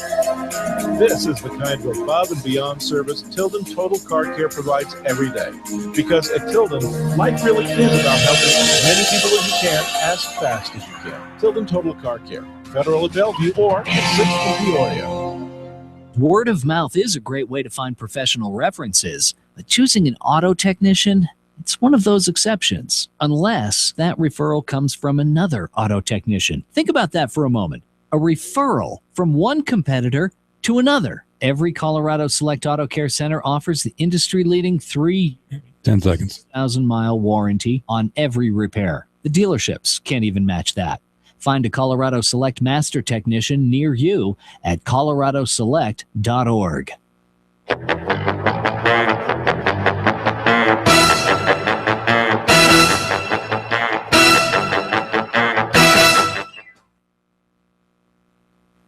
All right, John Rush, Ken Rackley, and Dennis Brewster, KLZ 560 Drive Radio. It is 11:19 in the afternoon. A couple lines open, 303-477-5600. Ken and Loveland, you're up next. Hey, yes, this is Ken Loveland, and what happened to me a few years ago back when the filling stations were doing full service, and the managers flipped us around, and it talked about, you know, when a customer comes in to get gas, look over the tires, check the air filter, look at the brake fluid, clean the inside. He said, also look at the fan belt. And so he's there one day, and there was a car parked there, and he said, well, come on out. So I came on out and raised the hood, and he said, well, you do all these things. And he said, you want to check the fan belt? Well, the engine was running. So he reached down with his finger and grabbed hold of that fan belt, and they ran it through the pulley, and he pulled his finger out, and he was hanging by a little bit of skin, his finger, poor guy. And he raised it up. He was running around the car there screaming and hollering. One of the guys took out his grease rag and stopped the boss and wrapped that finger up and took him off to the hospital. But he showed up in a couple of days, and it was all bandaged up. And then we went over the things that when we do check, make sure that engine is off. Yeah, that's a good idea. New policy. Engine off first. Yeah, so he was, that actually healed up, and it was just a little stud because they couldn't put it back on. Oh, no. He'd be working around, and he'd bump the end of that, and it would start all over. He'd raise it up in the air and run around the car screaming and all. So we never forgot that, and I never forgot it yet today. Yeah, no, I bet not. Well, and we know why there's warning labels on things that are like, isn't that common? Well, who knows? Yeah. Here's your sign. That's right. Yes, that's right. Okay, well, thanks All right, again. Ken. Thanks. We used to appreciate it very much. I used to do a similar thing when I had a helper back when I was on the line working on the Datsuns. They had the plastic fans, and you can literally grab those. Yeah. And it wouldn't hurt. Yeah. And I would do that with the helper, and I'd just start screaming. I'd reach down there and I'd grab the fan and I'd start screaming, and they'd take off running to get somebody to help. And I'd let it go. Mean. It was really mean. It was because mean. half those fan clutches were bad anyway. Yeah. I mean, they were just barely rotating. Right. Yeah. Yeah, you could see them. Do not do this at home, but yeah. That's really mean. Really mean. All right, we have a email that came in. And by the way, lines are open. Call us. What's the dumbest thing you've ever done working on a vehicle, and what was the result. And maybe in like the last caller or something, you saw somebody else do that was really dumb. We'll take either. 303-477-5600, or any question you've got. Doesn't matter what it is. We'll take the call. And here's a question from Mike on a Ford fuel pump. It says, good morning, John. What is the expected life of the frame-mounted fuel pump on a Ford Super Duty with a Power Stroke? I've got 160K on my 01 Ford and don't want to get stranded. Just wondering, is it time to change it out? So that's the actual old 7.3. Guys, what do you think? It's 160K. How long on that frame-mounted lift pump? Lift pump. I couldn't even tell you the last time we had to replace I wouldn't mess one. with it if it isn't broke. I'd keep going. I don't think so either, Mike. Even when we were doing all the high performance stuff and that we were doing back then, I would tell you that I wouldn't mess with it. Yeah. And his next question was, is it worth doing a aftermarket pump like the Air Dog, Bully Dog, all the guys that make those? He's got the cold air intake and the Banks 4-inch exhaust on it. I would say no, Mike, unless you've really changed fuel injectors, turbo, things along those lines. I wouldn't worry about spending the money on an upgraded lift pump on it. I just don't think it's worth messing with. And one thing I've learned is sometimes you'll replace those because they're working so great and they're going so long and 150,000 miles, and you go, well, or 250, and you go, I'm going to change it. Then you start having problems. It's really not that much on a diesel either, so I wouldn't worry too much about it. Keep driving it. 303-477-5600 is our phone number. And I think John was going to tell us one of the situations he had. Okay, so I had one. Here's one of mine. Yeah. As a technician, there's always more than one. Oh, yes, there is. It's kind of like one a year, probably, if you really want to get down to it. Or more. But I had one time. We had this Jeep we were working on and had a fuel injection problem. And this is many years ago when fuel injection was just first starting to come out, the aftermarket fuel injection, I should say. And I think I had a helper, just like what you were talking about, Dennis. And we'd worked on this thing. We're getting ready to go on a test drive. So I'd done some things to it. We're trying to figure out how to make this thing run better. I had a supercharger on this V6 and a projection, Holley projection and so on. And I thought that the helper had latched the hood. So we take off. And, back then I had a little loop around Boulder that we used to make. And one of it was on Foothills Parkway, part of the loop. So, we're driving around town. Everything seems to be fine. It's running pretty well. We get up onto Foothills Parkway, and I get on it. I nail it. We are whipping along. I get up to about 55, and no, the hood wasn't latched. Oh, no. Came up and kissed the windshield. It kissed the windshield. Yeah. And that's quite an experience doing 55, 60 when you can't see out the windshield because the hood's now in your face. Right. So luckily it was a Jeep with no doors, so you could kind of reach out around with your head and look around real quick and pull over the side of the road and get it down. But then, of course, I had to put a hood on it and paint it. And, of course, I had a scoop on it because of the supercharger. And it was a pain in the royal neck. But, needless to say, every single time I ever drove a Jeep after that, even just one I'd never worked on, just walk around. What's the first thing you did? Walk around, make sure the hood's latched. That's right. Because they didn't. This one had the safety latch, which most of them have, but it didn't work. Well, Which most Jeeps. If you lean over the front, you have to take it off anyway because you're leaning over the front on the latch. Exactly. So most of them, right, don't work properly anyway. So, exactly. All right, here's another Ken from Westminster. What's going on, Ken? Yeah. Good morning, John. Hey, good morning. When I was a teenager, we did a lot of shade tree mechanic stuff, and 59 Chevy, we pulled the automatic transmission out and put in a 3-speed. And when we went to start it, we realized we put the throwout bearing in backwards. Oh, no. And it did quite a number to the pressure plate. Yes, it did. Made quite a bit of noise. Choose those fingers right up.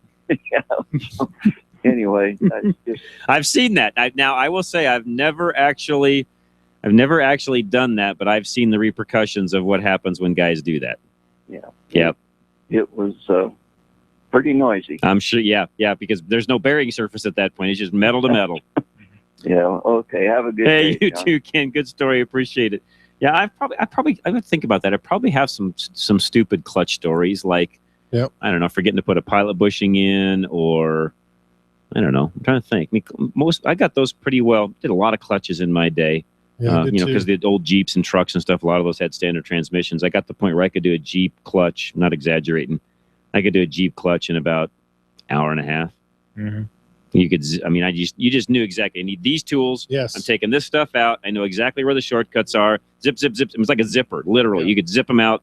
I had a bet one day technician that was working for me. I'm like, I bet you I can get that. He was whining that he couldn't get the transmission out, and get the clutch back in by the end of the day. It was like 1 o'clock. I'm like, I can have that tranny on the ground, ready to go back in an hour. I said, let's do this. I can do it in half an hour. No, you can't. I said, start the clock. It was out in like 20 minutes. Yeah. On the ground. Yeah. They again, you just knew exactly what to do. But yeah, needless to say, some of the mistakes on the clutch side of the fence that I'd made over the years, and we've had some of the calls on this, is grinding flywheels when you probably shouldn't have, because it affects the balance of the engine and so on and so forth. And especially the old the old 60-degree V6s on the S10s and stuff. You never ground those flywheels. You learned some of that the hard way because they vibrated after you did. Do them a second time. I fixed a lot of those where other guys had done that and couldn't figure out why they vibrated. And I'd take that call and say, guy would call up, hey, I've got a really bad vibration in my S10. You had a clutch done. Really? Who just did the clutch? Yeah. That would be the next question. They're like, how'd you know? I'm like, bring it in. I can fix it. Yeah. Well, how are you going to fix it? I'm saying, bring it in. I'll fix it. I'm not telling you. Bring it in and I'll fix it. Not giving my secrets out. Yeah, that's right. I fixed a lot of those that way. Yeah. Let's go to Floyd, who's up next. Floyd, welcome. Good morning. How you doing, John? Doing good. Yeah, I got a problem. I have an 09 Chrysler 300 with a 5.7 liter, and it's running a little hot, but my cooling fan is not coming on. Oh, okay. And I was wondering what would be, is there a blown fuse or something that might be the cause of that? I doubt it. Doubt it. It could be, but I doubt it. Probably defective fan or relay or sensor. temp sensor or something. Yeah, the computer tells that fan when to come on. And if it doesn't see the right signal to tell it to come on that you're starting to get hot, that it won't. Or if it's sending a signal and the relay's not working, then it won't turn on. Or if all that's working and the fan's bad. Yeah, exactly. Or a wire between the two is bad. Or. Yeah. Or. Yeah. Let's see. The bottom line is that, and here's a quick way to check that. When you turn the air conditioning on, it should automatically come on. Okay. If it's not, there's a problem somewhere in the system of what we just mentioned. Yeah. Okay.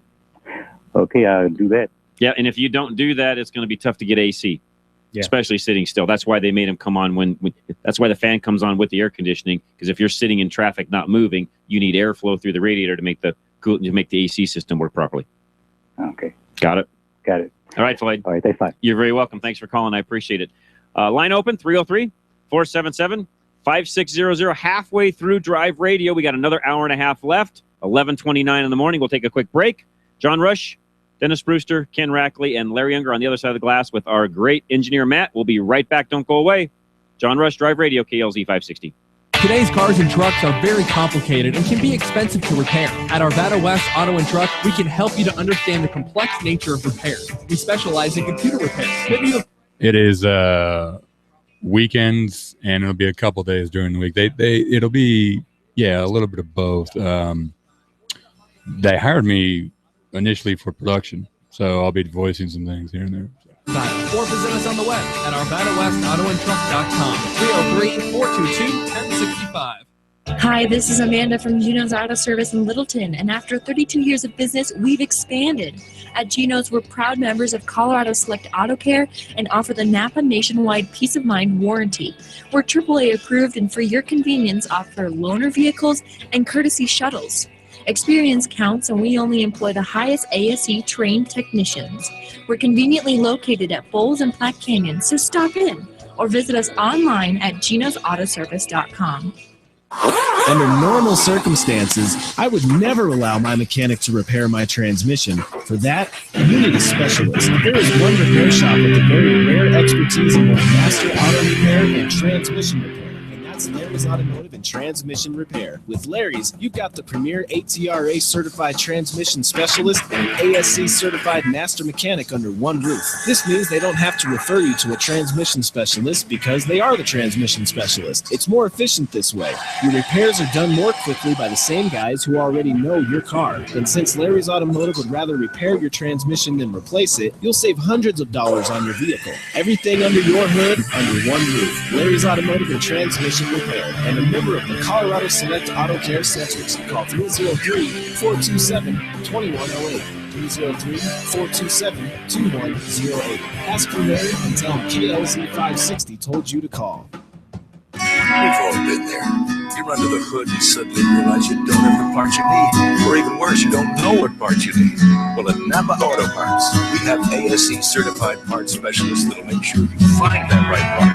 One covered by a warranty good at any one of 6,000 Napa locations. Yeah, finding the right part might not be easy, but fortunately, finding the right parts. Here we go. Go to NapaOnline.com for the location nearest you. Napa, get the good stuff. Round, round, get around, I get around, yeah, get around, round, round, I get around, I get around, round, round, I get around. Good music. Thank you, Matt, very much. Appreciate that. 11:32 in the morning, and it is actually so far looking like a very beautiful day. Hopefully it'll stay that way, but there is some rain forecasted for later today, so we'll talk about emergency vehicles here in just a moment because of the rain and such. You may see a few of those on the road, and then also we'll talk about some flooding and what you do. And bottom line there is, I'll just mention this real quick. If you don't know what you're going to be driving through, don't. Yeah, that's a good. Right. It's that simple. Yeah. I mean, if you don't know the depth of how it's going to be, how deep it's going to be as you're driving through, you can't tell from the other cars and so on, or the water's moving quickly. I mentioned this a few weeks ago, but be really careful. These newer unibody cars, trucks, pickups, different situation, bigger SUVs, but all of your normal cars, in fact, even some SUVs now have a unibody construction. And really, unibody means it's a tub. Yeah. And what do tubs do? Float. They float. Yeah. So unibody cars float, in my opinion, easier than the old body on frame cars we used to have. They're lighter. Some of these cars today are weighing 3,000 pounds, 3,500 pounds. They weigh half of what they used to, literally half of what they used to. And in turn, and they're tight, they're sealed up. They make them so they're not as noisy, so they seal all the underside up really, really well. And the doors seal up tighter. There's less air that's able to get in. And guess what? They float real easy. Yep. So be really careful in those situations. And, the other thing, too, is like right now driving, I notice that some people are slowing down, so I slow down. And I see why they're slowing down because there's a huge pothole or this or that. The other day, we picked up a lady that the road concrete had buckled up. Oh, it come up. It came up, and the cop was sitting there trying to slow everybody down. She was going so fast because she was on her phone, and she came up over that and hit on her bumper and slid down the road. Damaged his car bad. Oh, yeah. Yeah. She's lucky it didn't flip. Yeah, she is. So be really careful. We need to be slowing down. You heard about the car that got swallowed up, the police car. Yeah, the police car. Yeah. That'd be a day. Yeah. I mean, there's chuck start holes. to your morning, isn't it? Yeah. There's chuck holes all over town right now because of this rain. That's right. It's getting washed out. So be really, really careful. That's exactly right. Mike, you're up next. What's going on today? Speaking of idiots on the road, Thursday I was going to work about 9 o'clock, and Larry knows how bad the hail hit. I was going down the turnpike, and at 80th, there's about 15 or 20 people underneath the bridge. Okay. They wouldn't move. And then down at Federal, they wouldn't move. It's like, get off the road, let people go through. Right. But nope, they can't get any hail damage. They locked up their car. Ah, I see what you're saying. Yeah. And that's, I get the fact that you don't want your car hail damaged, but you can't impede traffic, folks. If it's going to get hailed on, it's going to get hailed on. That's why you have insurance. Yes. Yeah, that's exactly. Anyway, back when I was in the military, young troop, we had an aircraft that was broke and supposed to fly. Okay. So I went out there as a helper learner type of deal. And the aircraft, the 111 I worked, had the stabulators, they pivoted, the degrees. They didn't have the little flaps on the end. The whole thing moved up and down. Okay. So we're sitting there. We got the problem set. The motor's going, and we're buttoning up the panels. Crew chief's up there telling the air crew to do their surface motion test, which checks all the flaps and stuff and all that stuff. And all of a sudden, I get hit on the head by that 3,000-pound stabulator. Oh no! I come to my senses. I look around. Here comes the deputy commander of maintenance. Jumps out of his truck, and he, spreads his arms, spread eagle, and tells the air crew to put their hands up on the dash because I just got hit, and he saw it. Got it. Wow. He came up and says, "Are you okay?" And I said, "Of course, I'm a young troop. I didn't know any better." "Yes, sir, I am." Instead of saying, "No, I need to go home." But that was rather something you learned to bend when you were tall like me. Yeah. Because you never knew when those were going to come down on you. Yeah, that's. I never thought about that. Yeah, good point. Anyway, enjoy Yep. it. Good story, Mike. gentlemen. Thanks. Appreciate it very much. Thanks. Great story. Let's go to Dennis real quick. We'll get another tip on our emergency vehicle topic. Dennis, what's going on today? Where do we start? I knew you would have some comments. Yeah, that's what I was thinking of you last week when you called in, too. Yep. Can we translate this show to Spanish? Well, I wish I spoke some Spanish, but I do not. I guess I can say sí. That's about it. Well, you know, a lot of people just, first of all, don't understand the weight of most fire apparatus. Yep. If it's got a ladder on top of it, it's even more so. We're pushing probably 35 tons through traffic. Yep. The smaller ones have a minimum of 500 gallons of water on board at 8.35 pounds per gallon. There's a lot of weight. Yes, there is. Swishing around. Yep. And by national standard, fire equipment's supposed to get to the call in 4 minutes or less. Okay. Right. That's not enough time for my car to burn down if it starts on fire, Dennis. I totally agree with you. Though. You know, Get your cell jammer. Get your cell jammer. You don't want it back. Sorry, I just had to throw that in there. And the problem is that the firewall does such a great job of keeping the engine fire. I know. Compartment. I know. You're right. Yep. Okay, so give us some tips on what people should do when they see a, fire, police, any emergency type vehicle coming. What are they supposed to do in some cases? Give us a couple of tips. Well, first of all, don't have the radio blaring. You know, these cars are so well insulated. Yep. You have a lot of time hearing vehicles other than fire trucks because we get the air horns going. Got it. So look in your rearview mirror, watch for us coming. Most traffic light signals do not have an opticom on them, which is a special light, much like a timing light, that the traffic signals have a receiver on it, and it turns the light green for us and red for everyone else. Got it. Okay. Even when they do have those, a lot of times they don't work. Okay. So by law, we can't just push people out of the way at a red light. A lot of times we'll have to shut down and wait for that light to turn green in our direction so that people can pull over safely instead of getting out into oncoming traffic. Got it. If people see that happening, please try to make a right turn on red and open a lane of traffic. That's what we were talking about earlier. Is you're not going to get a ticket for that. Get out of the way, move, do whatever you need to do. Get over on the shoulder, anything possible to give you guys room to get through the intersection. Right. The other huge issues that we see are people not knowing what to do and slamming on their brakes right in front of us. Oh, I see it all the time. Yeah, that's worse. Yeah. Or the people that try to follow the rules and they're on the left side of the emergency vehicle and they still try to move over in front of us to pull over to the right and stop. Right. Please don't do that. Yeah, the best way to do that is if it's a 3-lane road, for example, a 3-lane wide on each side, and you're in the left lane. Best thing to do is just to pull further over to the left where you guys have the middle lane to go through. Correct? That's correct. Yeah.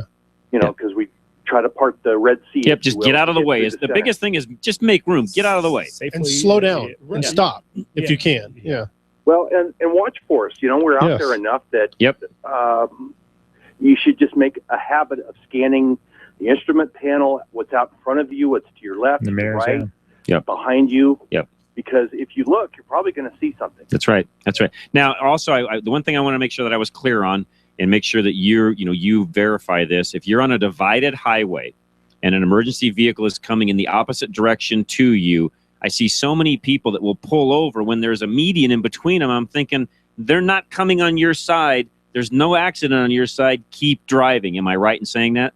Absolutely. Yeah. Unless for some reason, let's say they're backed up or the next stoplight is backed up and they cross at an intersection and now they're coming the wrong way towards you. Yeah, now you got to get over. That's exactly right. Right. Yeah. Yeah. And in that case, pull clear over to the right side of the road and give you all the room you can get. Yes. Yeah. Yeah, makes sense. Okay. Good tips, man. I appreciate it, Dennis. You guys have a good day. You do the same, man. Appreciate that very much. That is right from the horse's mouth, literally. That's right. So that's right. Firemen calling in, telling us exactly how it's supposed to work. So I just don't know how I can keep my radio down when I'm talking on the phone. And drinking your coffee. Yeah, right. Let's go to Kurt, who's up next. Kurt, welcome. Hey guys, how you doing? Doing good. Yeah, I'm just curious. My son actually is the one that noticed it. My 2010 F-150. The steering wheel, if you grab it like you're checking a wheel bearing, it's loose. It's got a lot of slop in it, and which kind of surprises me because I'm only at 61,000 miles on this thing. But are these new wheels like the old school wheels? You know, where it's just a big nut basically underneath the airbag and that maybe it backed out, or is there actually? Well, you're talking so the steering wheel itself has a bunch of slop. So the first thing to do is look at, do you actually have slop in the wheel or do you have slop in the steering? In other words, pop the hood, look at the steering shaft coming out of the column itself, going all the way down to the rack and pinion, and make sure that when you turn the wheel, that's actually turning. If it's not, then yes, it's something in the column. If the shaft is turning the exact same time you're turning the steering wheel, you've got a problem in the steering, the steering shaft or the rack and pinion or something like that. And the rule of thumb is what we do is you lift up the hood, have someone out there, and then you sit out. Don't even get in the car. Just sit there with the window down and rock the wheel back only less than a quarter of a turn. Just move it so you see the free play. That's right. Feel the free play and then go a little bit further so you see that the shaft is moving. See where the play's coming from. But it's actually, I'm not turning the wheel left to right. That kind of slop. You got up and down slop? Up and down. Right now, I'm moving it up and down. That's from the tilt column, and there's parts in there that have to be tightened up. And you know what really causes that? Getting in and out. Everybody else out there listening, when you grab the wheel to climb in and out of the cab, that's what causes that. Yes. Oh. Yeah. That's the hardest thing. And not every manufacturer puts a grab handle on the door post like they should. Some do, some don't. Yeah. Just get out of the habit of grab, and it's a really hard habit to break when you grab a wheel to get in and out of a car. Yeah. But that's what causes that, especially on a truck because they're higher. We see that more damage in trucks than anything. Yep. And if you can put your right hand in the seat and your left hand on the door deal, lift yourself up, whatever you need to do. But that's what causes it. Or get a step, get the side steps. Yeah, add steps to it, whatever. Exactly. Yeah, and I bet a set of side steps, by the way, is cheaper than fixing that column. Yeah. Yeah. Well, this thing, it's the Platinum. It's got the automatic side step that drops down, but I still probably grab it. It's not hard to. I mean, it's an easy thing to do because it's natural. It's sitting right in front of you. Okay, but it's something that because I know Extreme is over on Dransfeld there. Yep, they can fix that. Okay, definitely. All right. Cool. Okay, sounds Kurt, appreciate the phone call very much. Why don't you give me your address real quick? It's 10274 South Dransfeld Road, kind of behind the Lowe's down there. And that is Extreme Auto Repair. Extreme Auto Repair, yeah. And Ken from Rackley's at Tune Tech is out in Aurora, right off of basically Colfax and 225, just really, about an eighth of a mile or a quarter of a mile quarter mile east of 225 on Colfax. What's your phone number also? 303-364-3391. And he did a great job this year of getting his building painted. It looks great. It looks nice. It just looks fantastic. Yeah. Thank you. And I want to add one more before I take a break. So those of you that tuned in on Sunday, because I mentioned this during the first hour, but I want to mention it again. We have a brand new facility up in Fort Collins that has now joined our Colorado Select Drive Radio family. It's Community Auto, 1925 South Timberline Road, 970-484-7556. You can find them online at communityautoinc.com. Again, communityautoinc.com. They are now listed on our Drive Radio website, which is drive-radio.com. Great facility. Dennis and I went up earlier in the week, saw them, checked it all out, had a meeting, really enjoyed it. Fantastic, family-owned, now run by the daughters of the owner, literally. Even a lady service advisor there that also helps them, technicians. Just a fantastic facility. Just really, I really enjoyed going up there, meeting them. If you're listening to the radio right now, you're one of our listeners, please stop in and say hi to them for us, please. Yeah, let them know that you heard it on the radio. Yeah, that's right. That we mentioned it. Yeah, if you can just stop in and say, you know what, heard you guys. I don't need anything right now, but thanks for joining the radio show and being a part of what those guys do. If you would just do that for us, that would be a huge, huge help. And get to know them. Yeah. Here's the other deal. You may not have a problem today, but when you do have one, get the relationship built now. Yep. Do that, get to know out of the way on the front side. So then when you make the phone call, you can say, hey, this is so-and-so. I was in the other day, introduced myself. Now I need something. Now you're part of the family, and it makes things that much easier. Yep. Got it? All right, guys, let's take a quick break. When we come back, lines are open. 303-477-5555. 5600.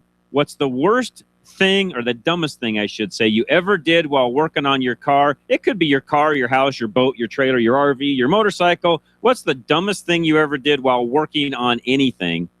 Give us a call, 303-477-5600. John Rush, Ken Rackley, Dennis Brewster, Drive Radio, KLZ 560.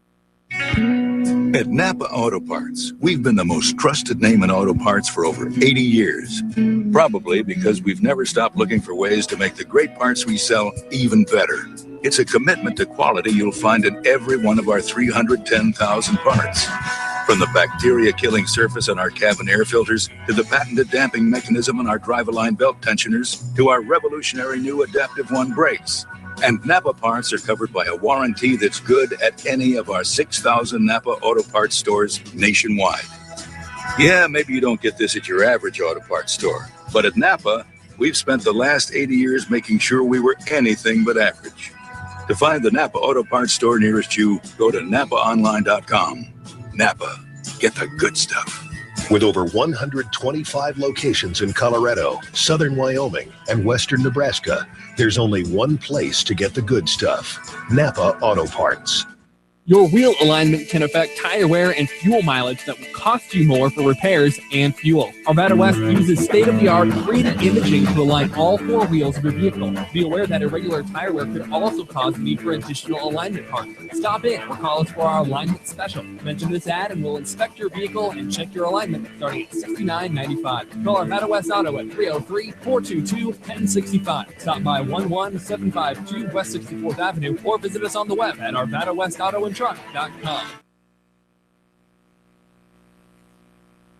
Inside your vehicle can be even more polluted than the air outside. Thankfully, many of the vehicles sold today are equipped with a cabin air filter to help keep the air inside your car clean. If you are driving a car with a dirty or clogged cabin air filter, not only are you breathing dirty air, but it also puts a strain on your car's HVAC system, decreasing its performance and longevity. K&N, the inventor of washable automotive air filters, has applied its decades of high-flow, washable air filter design to cabin air filters for cars and trucks. These robust filters clean and freshen the air coming into your car's interior and are electrostatically charged to hold dust and dirt. They feature a pleated filter media that helps capture most mold, mildew, fungus, spores, bacteria, germs, pollen, and other allergens, while still allowing a high volume of airflow. They are strengthened by a custom design frame for a great fit and years of use. Best of all, K&N cabin air filters are washable and clean up easy with the K&N Refresher Cabin Air Filter Cleaning Kit. They typically only need cleaning every 12 to 15,000 miles or once a year, but you can wash them more often if you'd like, and K&N backs them up with a 10-year, 100,000-mile limited warranty. They come with easy-to-follow installation instructions so you can easily replace your old filter, usually in 5 to 10 minutes. Keep the air inside your car clean and fresh without continually burying and throwing away disposable filters. Find the K&N washable cabin air filter for your car or truck at knfilters.com. That's knfilters.com. Reliability. It's what every driver wants from their vehicle. Regardless of make or model, you want your vehicle 30 seconds. where you need to go. Reliability is exactly what the Colorado Select Auto Care Centers offer. They set the standard for excellence in automotive repair and maintenance. Each member offers Napa Auto Care Peace of Mind Warranty, along with the highest level of customer service and integrity. To find the Colorado Select Auto Care Center near you, log on to drive-radio.com or call 303-546-NAPA.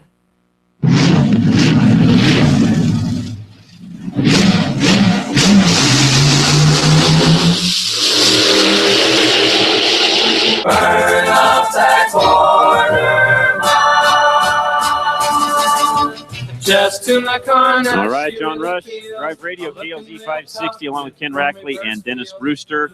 We've got a line open, 303-477-5600. Chris is up next. Chris, welcome. How are you today? Howdy, live and well. How are you? We're doing very well. Thanks for calling. 93 Dodge diesel truck. Okay. Been sitting in a garage for 10 years. Okay. Drain the fuel and put fresh fuel in it. What do you think? Yeah. What year is it then? So it's a 93. Yeah. It's a 93. Okay, sorry, I didn't hear that. Fresh fuel. I would change the fuel filter right off the bat. So fresh fuel, change the fuel filter, change oil. Fire it up. Yeah, I'm assuming that fuel's not useful for anything, right? No, you could put it in a waste oil heater and maybe get it to burn, but that's going to be about the extent of it. And if you mixed it in with enough other, say a guy's got a 500-gallon tank of waste oil, you could mix it in with waste oil and it would burn at that point. Okay. Okay. It'd be tough to burn all by itself, but if you mixed it with some other things, it would be okay. It's 10 years. You said it's been sitting. Yeah, it's been sitting in a garage for 10 years. The guy died, and I just talked to his wife, and there's some concern about getting it up and running. Got it. Yeah, it'll have a bunch of algae buildup and so on. Especially diesel. Yeah. Yeah, but again, put some fresh fuel in it. Change the fuel filter. I'd probably put a little additive in it just to get any other algae out of it that might be in there. Stable's got a good, anti-algae additive. I would actually put some of that in it at the same time and get it fired up, and off you go. Do I need to pull the tank and car wash it and get all the junk up? No, shouldn't. No, the diesel won't. That won't be a problem with that truck. Okay. You should be fine. Sounds too easy. Well, that's the plus side to a diesel. Well, it's going to be a little hard priming it. Yeah, because it won't have any fuel left in it, so you'll have to crank it for a little bit. But and change the filter, fill the filter up with fuel when you put it back in. That'll help prime it, and just do what you would normally do on a diesel, and you should be fine. Don't they have a manual pump? I don't think so. I don't remember on that pump on the. I don't think a 93 does. I'll find out. Yeah, you will. Yeah, you will. That's for sure. Yeah. Yeah, that's a pretty. How many miles are on that truck? Oh, it's roughly 100,000 from what I'm told. Around 100,000. Wow. Yeah, it's a good truck. Yeah, it should be a hell of a truck. Yeah. I'm curious to see it. Good for. Are you going to keep it, or what are you going to do with it? Oh, I don't have the money to buy it from her, so I'll probably help her sell it at some point. Well, I'll tell you what, I've got enough guys I know that would be interested in that. Send me a picture. I'll pass it around, and we'll help you get it sold. That would be wonderful. That would help you versus all of the Craigslist, Yahoos you'd have to go through. Yeah. Man, you ain't kidding. Been down there. Yep. So send me that. I've got several different people I could present that to and see what we could come up with. Sounds good. All right. Sounds great, Chris. Appreciate the phone call. Let's go to Terry, who is up next. We got some lines open, 303-477-5600. What's the dumbest thing you ever did while working on your car? Terry, what's up? Well, good morning, gentlemen. Good morning. Well, this is when I was quite young, newly married, didn't know much about cars, so my father-in-law decided, who did know quite a bit about cars, quite a shade tree mechanic, decided he would teach me how to check and probably redo some drum brakes on his car. Okay.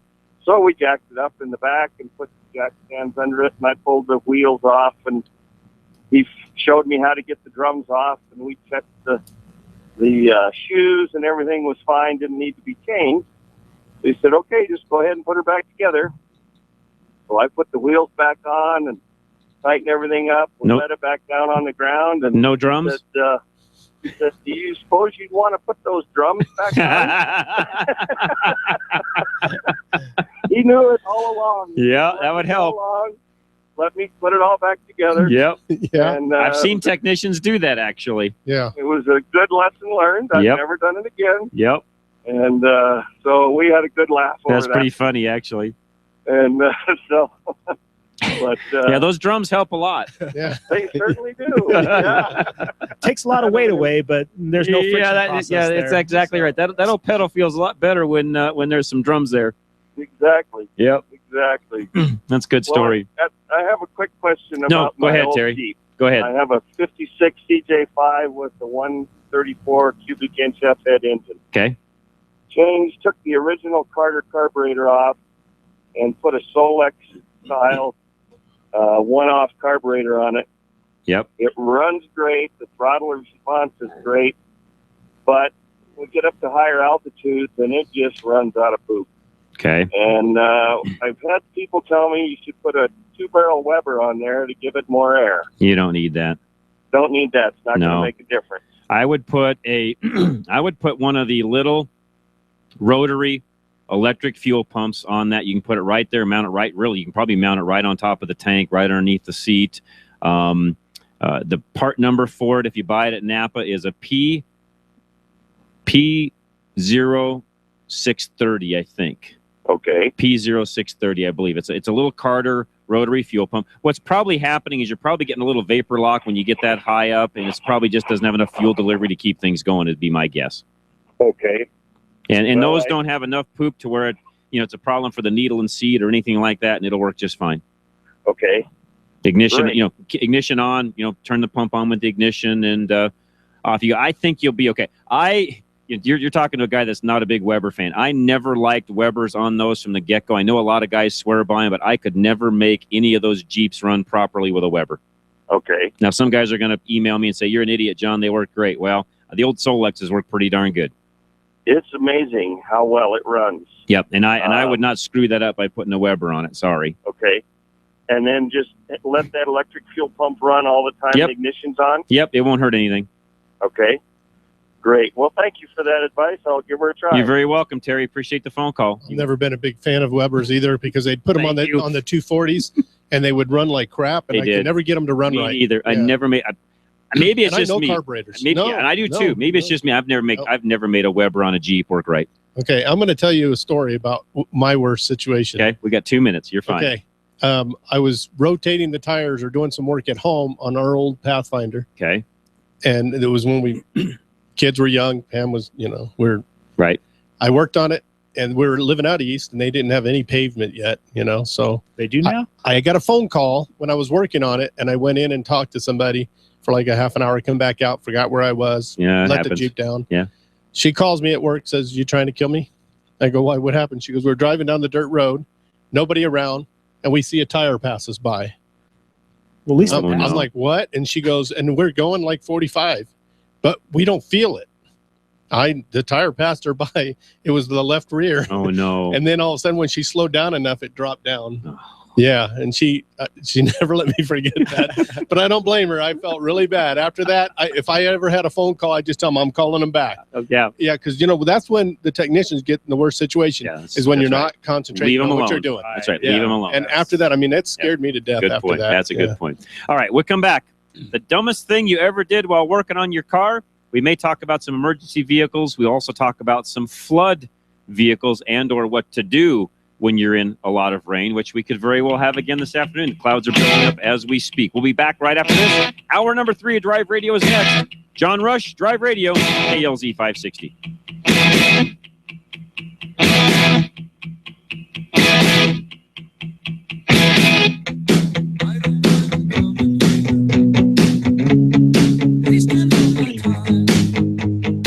Still haven't had enough? Go to drive-radio.com.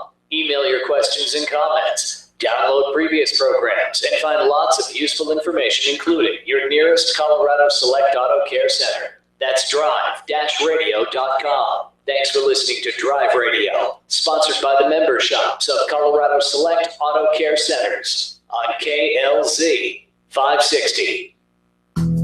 Drive Radio is a presentation of Colorado Select Auto Care Centers. The independently owned and operated shops of Colorado Select hold each other accountable for the highest standards of technical expertise, honesty, and professionalism. They all understand that choosing a mechanic is risky business. So Colorado Select was created by this exclusive group of like-minded professionals who are dedicated to raising the level of consumer confidence in Colorado's auto repair industry. Schedule your next oil change at any of the Colorado Select Auto Care Centers heard on Drive Radio, and you'll immediately see the difference.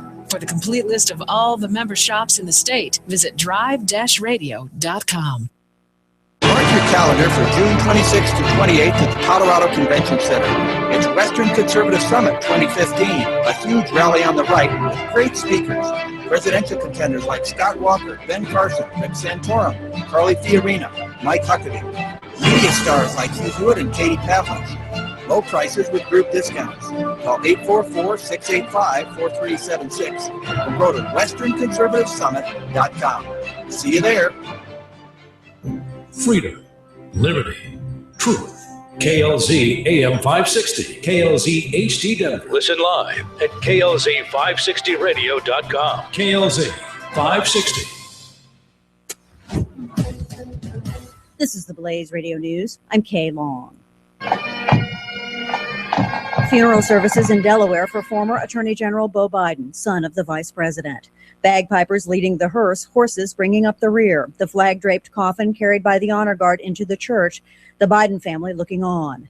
Joe Biden wiping a tear from one of the children's faces. Beau Biden dying at age 46 of brain cancer. a two-term Delaware attorney general planning to run for governor, but his health won't allow it. So many show up for visitation, the vice president shaking hands from 1 p.m. to 11 p.m. Biden eulogized by the president and by Army Chief of Staff Ray Odierno. It is my distinct honor to be here today to remember and celebrate the life and accomplishments of Beau Biden. Beau Biden, a member of the Air National Guard serving in Iraq. Hillary Clinton directly criticizing several top Republicans, saying they're holding back Americans from voting. The Blaze Radio's Brad James. Secretary Clinton doesn't know the first thing about voting rights in New Jersey or in the other states that she attacked. And my sense is that she just wants an opportunity to have, commit greater acts of voter fraud around the country. On Fox News, that's New Jersey Republican Governor Chris Christie with reaction to comments made this week by Hillary Clinton. Today, Republicans are systematically and deliberately trying to stop millions of American citizens from voting. Clinton speaking at Texas Southern University, saying Republicans are making it difficult for Americans, particularly minorities and young people, to vote. Many claim Clinton is playing the race card. Ohio Republican Governor John Kasich with reaction. Why don't you take care of business at home before you run around the country, using these kind of demagogic statements that we don't want people to vote? Kasich speaking on Fox News. More trouble for former Republican House Speaker Dennis Hastert. Sources reporting the FBI finding as many as 3 people accusing him of sexual abuse. This is news on the Blaze Radio Network. Truth lives here. The Blaze Radio News on KLZ 560 Denver. Chris Cook, weeknights at 6 on KLZ 560. It's a mighty fancy automobile. Oh, she's a real road king, all right. 0 to 60 in 7.5. She'll do a quarter of a mile, 13.40. 390 horsepower. 500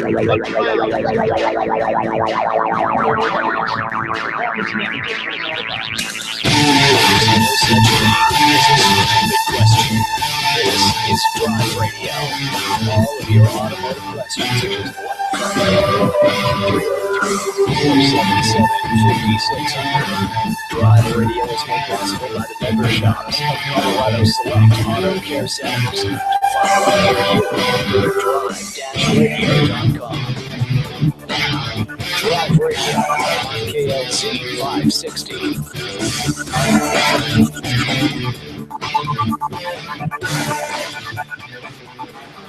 And it is Drive Radio. John Rush, your host, along with Ken Rackley and Dennis Brewster.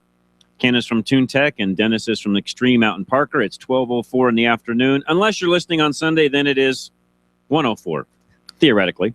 Pretty close to that. The timing works out pretty well, actually. We have one line open, 303-477-5600. We've been asking, what's the dumbest thing you ever did while working on a car?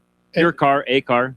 And Ken was going to tell us one here, right? I will tell it. I was pulled into the driveway at home. This is when I was fairly young, and Volkswagen, and engines were real easy to get out. So I pulled in, left it in first gear, just little slant on the driveway, put the jack stands underneath it, pulled the engine out.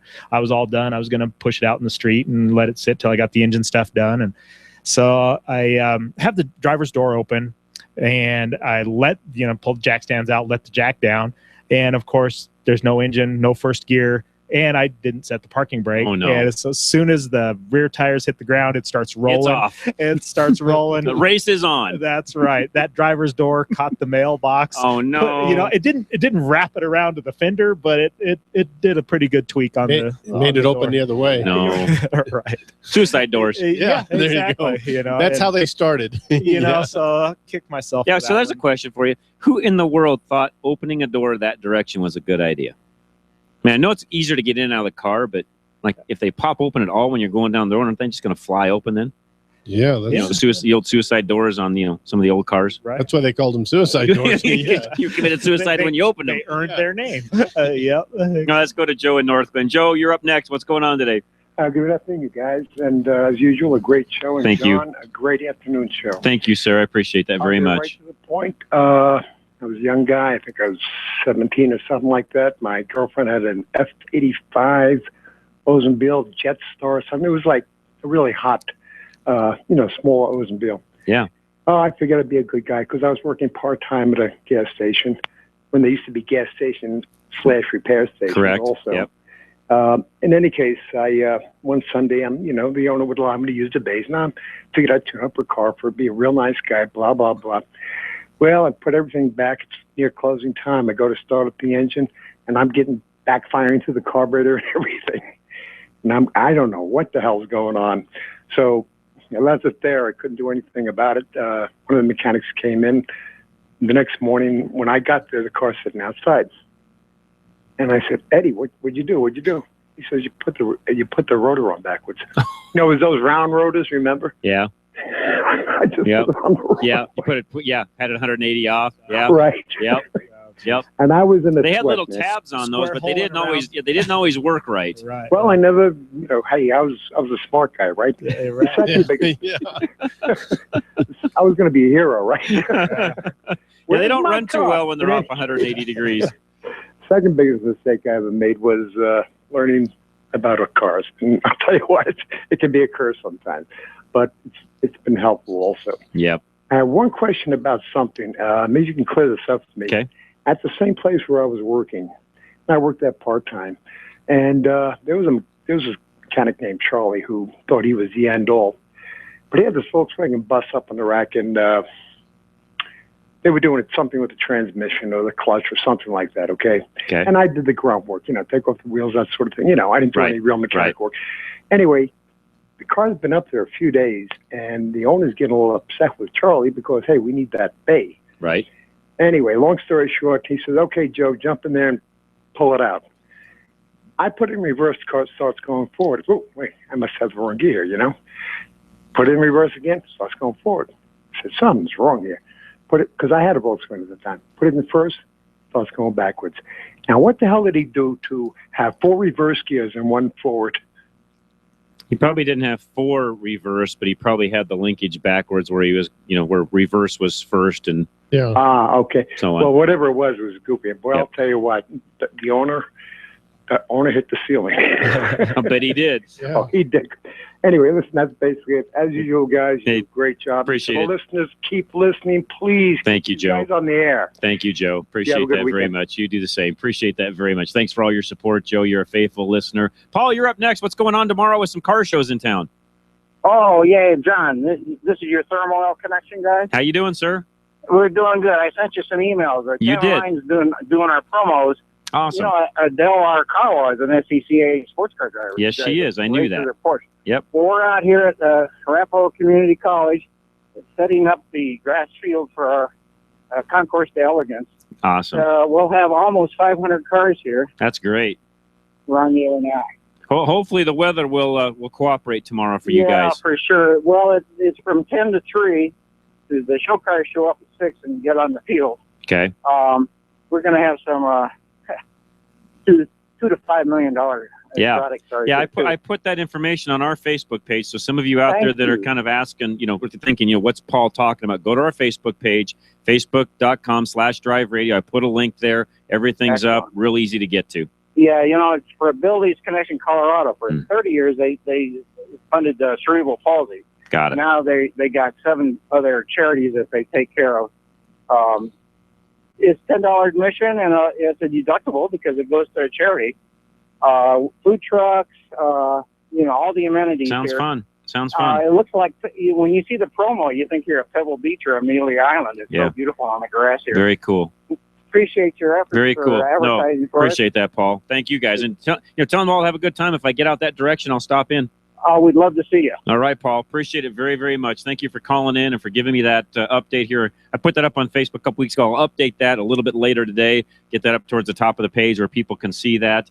If you guys can get out there and support that, it's a great cause, and that sounds like it's going to be one of the biggest, probably be one of the biggest outside of the one that's done at the convention center in November. That's probably going to be the biggest car shows during the summer. So it'll be fun to go out to. Definitely. All right. Couple lines open, 303-477-5600. Let's go to Lyle, who's up next. Lyle, welcome.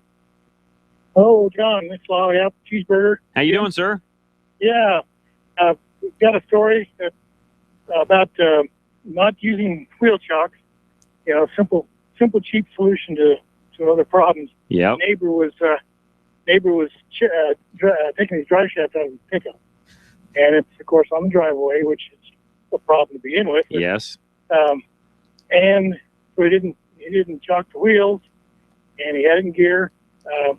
Forgot to set the emergency brake. That was step 2. Mm. And so he's taking the U-joints loose, and he gets just about all completely loose, at least the final bolt. And of course, it breaks loose on him. Yep. And rolls down the driveway, and it rolled over him. Oh no! And the neighbors come running down to us for help, and I thought, this is not going to be pretty, And we get over there, and the pickup's out in the street next to the curb now, and he's standing up in the driveway, and I couldn't believe it. And so we said, well, sit down. We're going to call the ambulance. And he said, well, I think I'm all right. I said, you got to be kidding me. No, I think I'm okay. And he had some fat, wide tires on, which probably helped. Yeah. He unbuttons his shirt, and he's got it's a typical Roadrunner cartoon kind of thing. He had tire marks on his chest? On his chest, literally. Wow. How in the world did he keep from breaking all of his ribs and stuff? That's what we don't understand, other than, it was a pickup, it was lightweight, and it's called a miracle. With those fat white tires, it just went over the top of him. Wow. And so he must have been a tough old bird, I guess. But, wow. No kidding. He got real lucky. He was working his guardian angels overtime. Wow, that's a fact. That is a fact. Yeah, that's and some of these we've been laughing at and kind of making fun of, but Lyle, you bring up a great point. If you're going to work on your car at all, period, I don't care what you're doing, chalk the wheels. Yeah, chalk the wheels, emergency brake, even that would have. Jack stands. Jack stands, all that. All the safety things you need to do. Yeah, we just couldn't believe it, and we kept telling him, well, you need to go to call the ambulance, go to the emergency room, get checked out.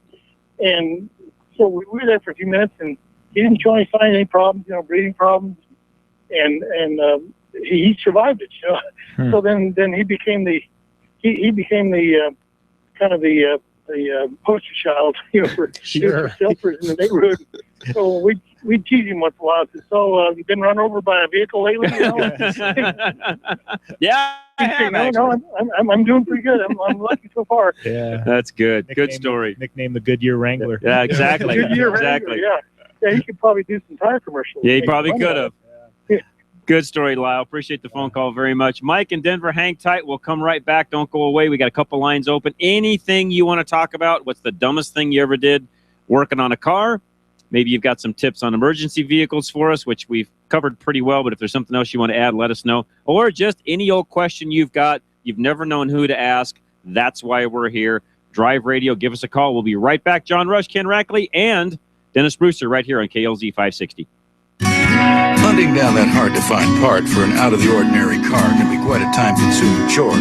Unless, of course, you just go around the corner to your local Napa Auto Parts store, where we have over 310,000 parts, all of them made to fit and perform just like the original. Yeah, there are people who say it's the journey and not the destination, but those people have never tried to find an alternator for an 82 Fiat on a Saturn. Go to NapaOnline.com for the location nearest you. Napa, get the good stuff. Hi, this is Amanda from Geno's Auto Service in Littleton, and after 32 years of business, we've expanded. At Geno's, we're proud members of Colorado Select Auto Care and offer the Napa Nationwide Peace of Mind warranty. We're AAA approved and for your convenience offer loaner vehicles and courtesy shuttles. Experience counts, and we only employ the highest ASE trained technicians. We're conveniently located at Bowles and Platte Canyon, so stop in or visit us online at genosautoservice.com. Hunting down that hard-to-find part for an out-of-the-ordinary car can be quite a time-consuming chore. Unless, of course, you just go around the corner to your local Napa Auto Parts store, where we have over 310,000 parts, all of them made to fit and perform just like the original. Yeah, there are people who say it's the journey and not the destination, but those people have never tried to find an alternator for an 82 Fiat on a Saturn. Go to NapaOnline.com for the location nearest you. Napa, get the good stuff. Arvada West Auto wants to help you get the best fuel mileage you can. Approximately 3.5 million gallons of gas a day are lost due to underinflated tires. There are many things we can do to help you boost your fuel mileage, and most of it comes down to basic maintenance. No one likes to spend money on unplanned repairs. Let Arvada West Auto and Truck do what they do best. Keep your vehicles running at peak performance. From tune-ups to wheel alignments, they've got you covered with a 3-year or 36,000-mile warranty on most cars. On the web, visit ArvadaWestAutoandTruck.com or call 303-422-1065. Arvada West Auto and Truck, where every question is important. Located on West 64th Avenue between Ward Road and Sims.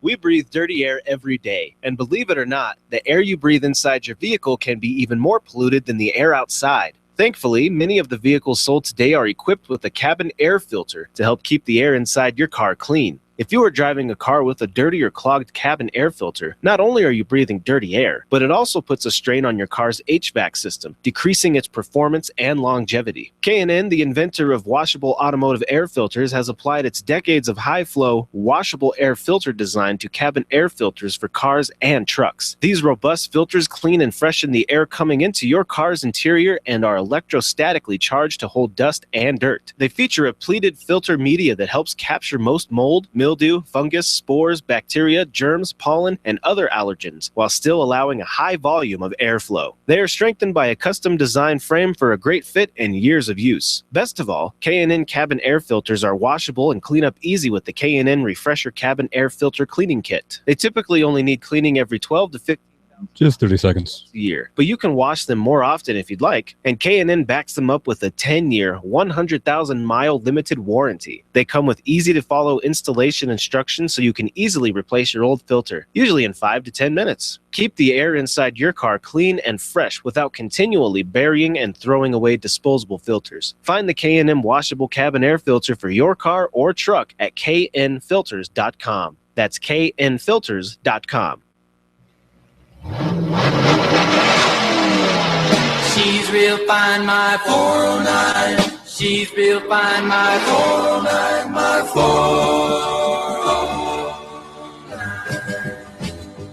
409. John Rush, Drive Radio, KLZ 560, along with Ken Rackley and Dennis Brewster. And lines are full. As soon as somebody drops off, call us. We'll get you right on air, 303-477-5600. Mike in Denver, you're up first. What's going on? Yes, I just recently purchased a 1998 Buick LeSabre. Okay. One owner, real low miles. Okay. And I'm concerned about, I heard that the 3.8 engine had a problem with intake gaskets. Not an abnormal problem. It could have a problem, but I wouldn't say that it's something that you got to go out and get checked tomorrow. Usually they leak oil. Right. Some of them had an EGR, or the intake would have an issue and they would get antifreeze. Yeah, that's what I'm concerned about. Oh, okay. Antifreeze. EGR valve. No, there's a little there was an update manifold for it or something, wasn't there? Well, not really. There was a something in the very front that would break.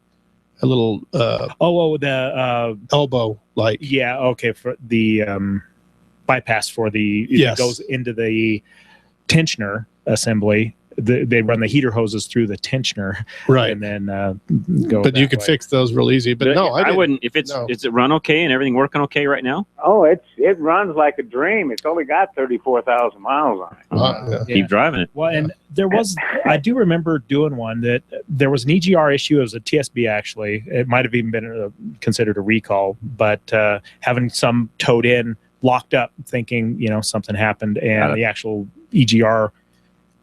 I don't know. I can't remember what it was, but something with the EGR valve would leak through the manifold, and I think we just had to replace the manifold. Chances are, if that was a recall, it would have been done. Right. You're right. Or if once they updated it, once you got the new manifold, it was never an issue again. Right. Anyway. But those cars are really good. Yeah, they're awesome. Yep. Well, it's probably the third one I've had, and they're great cars. I had trouble with one of them that it started losing antifreeze. Okay. And I'm just concerned because I wouldn't worry about it until you get to that point. I mean, there's nothing. I wouldn't do anything ahead of time. I would wait until you have some sort of a problem, and you may never.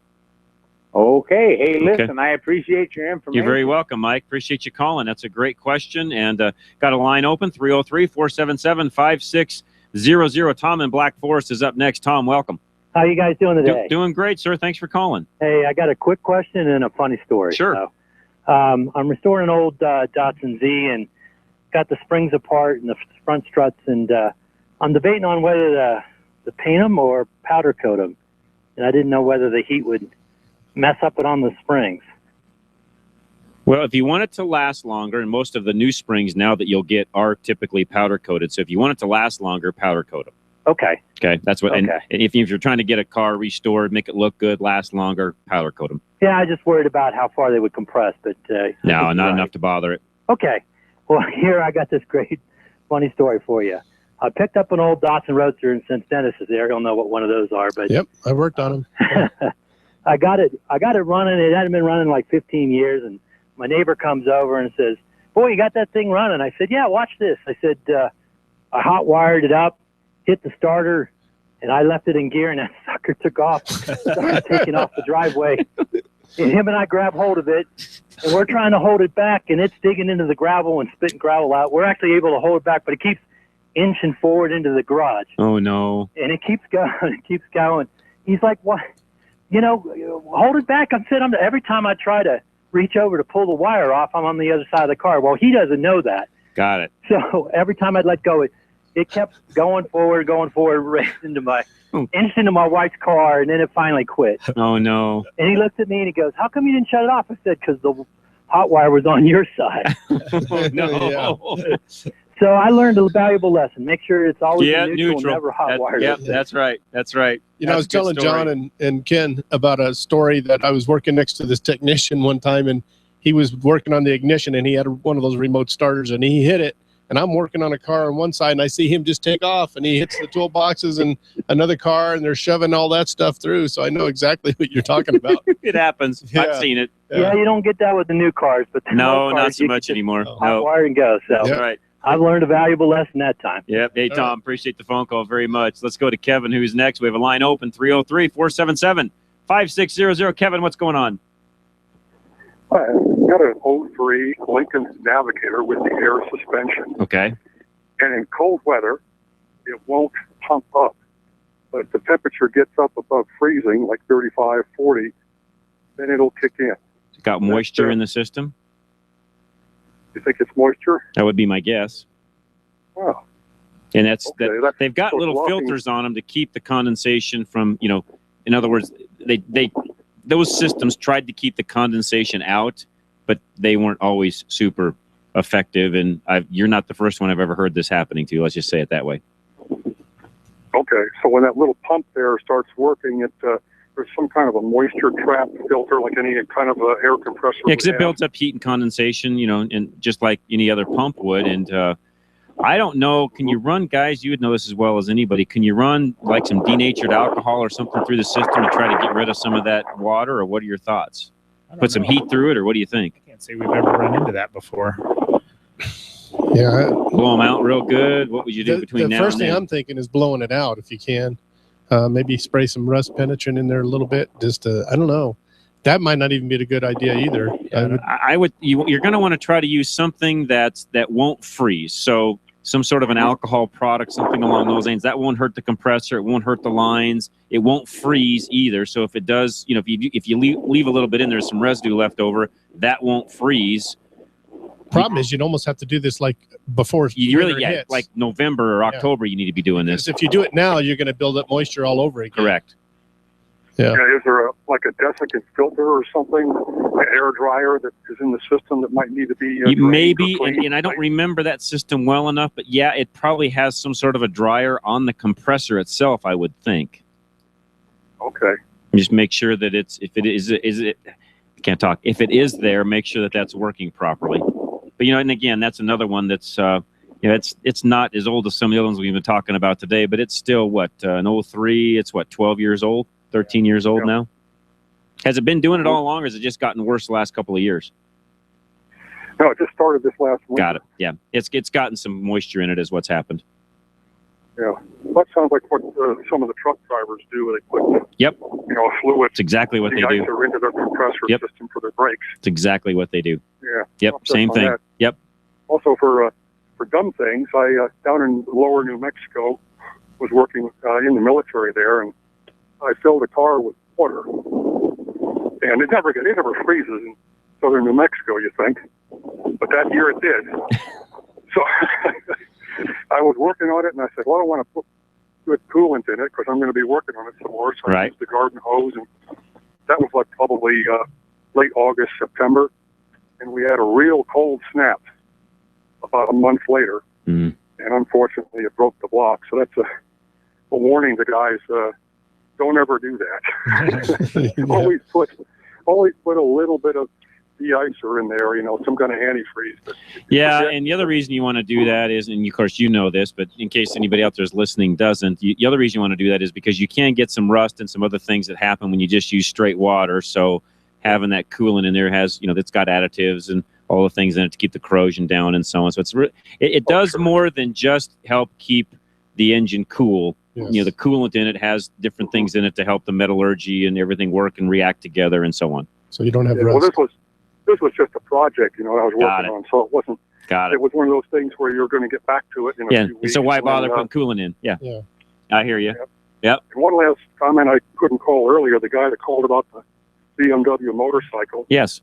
I don't know if he's still listening, but I've been using that oil analysis kit from Napa. Yeah. And I've been very pleased with it. Yeah, it works good. So a guy could just drop it. If you're questioning it, say 5,000 miles, take a little sample, send it into them. Cool. And they'll come back. They'll be done with it probably about 2 to 3 weeks. Yep. And then you can see what your oil really looks like. That's exactly right. Yeah, Blackstone does it. Napa does it. Most of the guys in the Colorado Select group, some of us use Universal Oil. Some of the companies that are out there, they do it also. So yeah, any way to test that oil would be great. Yeah. Yep. It's about $15. I use one of those, a couple of them a year, actually. There you go. Yep. Good practice. Thanks. Hey, Kevin, thank you so much. Appreciate the phone call. Yeah, and you have a good weekend also. Thanks so much for calling in.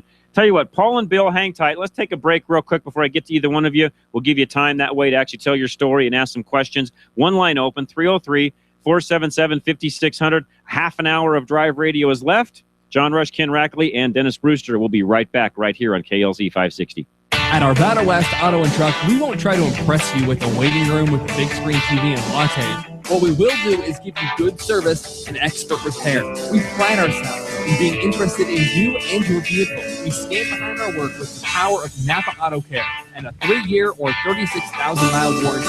And if needed, we do have a customer waiting area. Come see us at Arvada West Auto for all your repair needs. We are located at 11752 West 64th Avenue in West Arvada, or call 303-422-1065 for an appointment.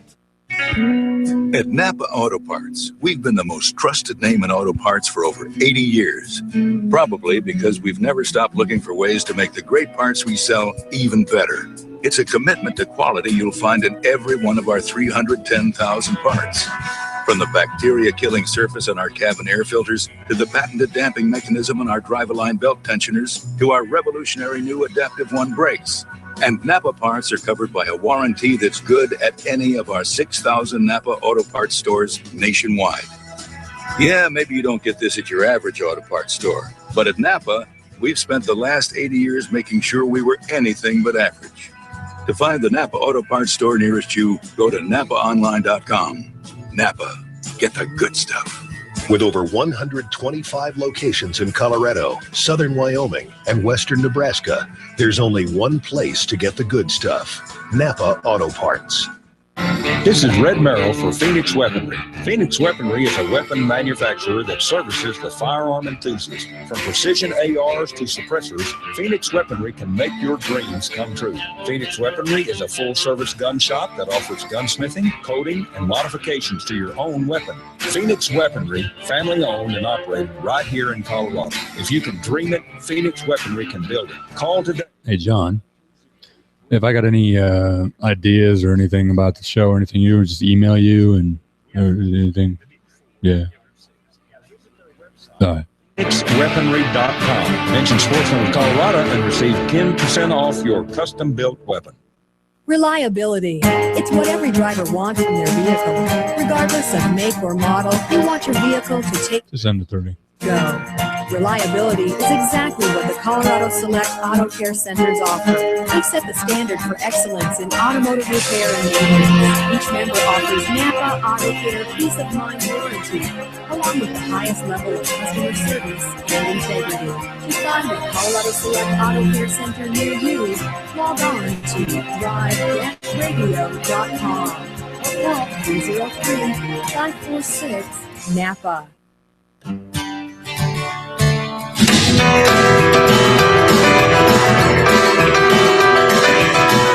All right, John Rush, Drive Radio, KLZ 560.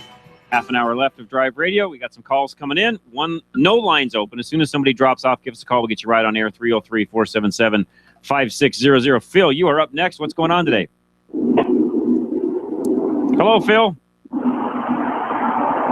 And Phil's got a story. Which one is it? Paul. Paul. Sorry. Why did I say Phil? Because I lost a contact this morning. Now I know why. Paul, you're up next. I'm sorry.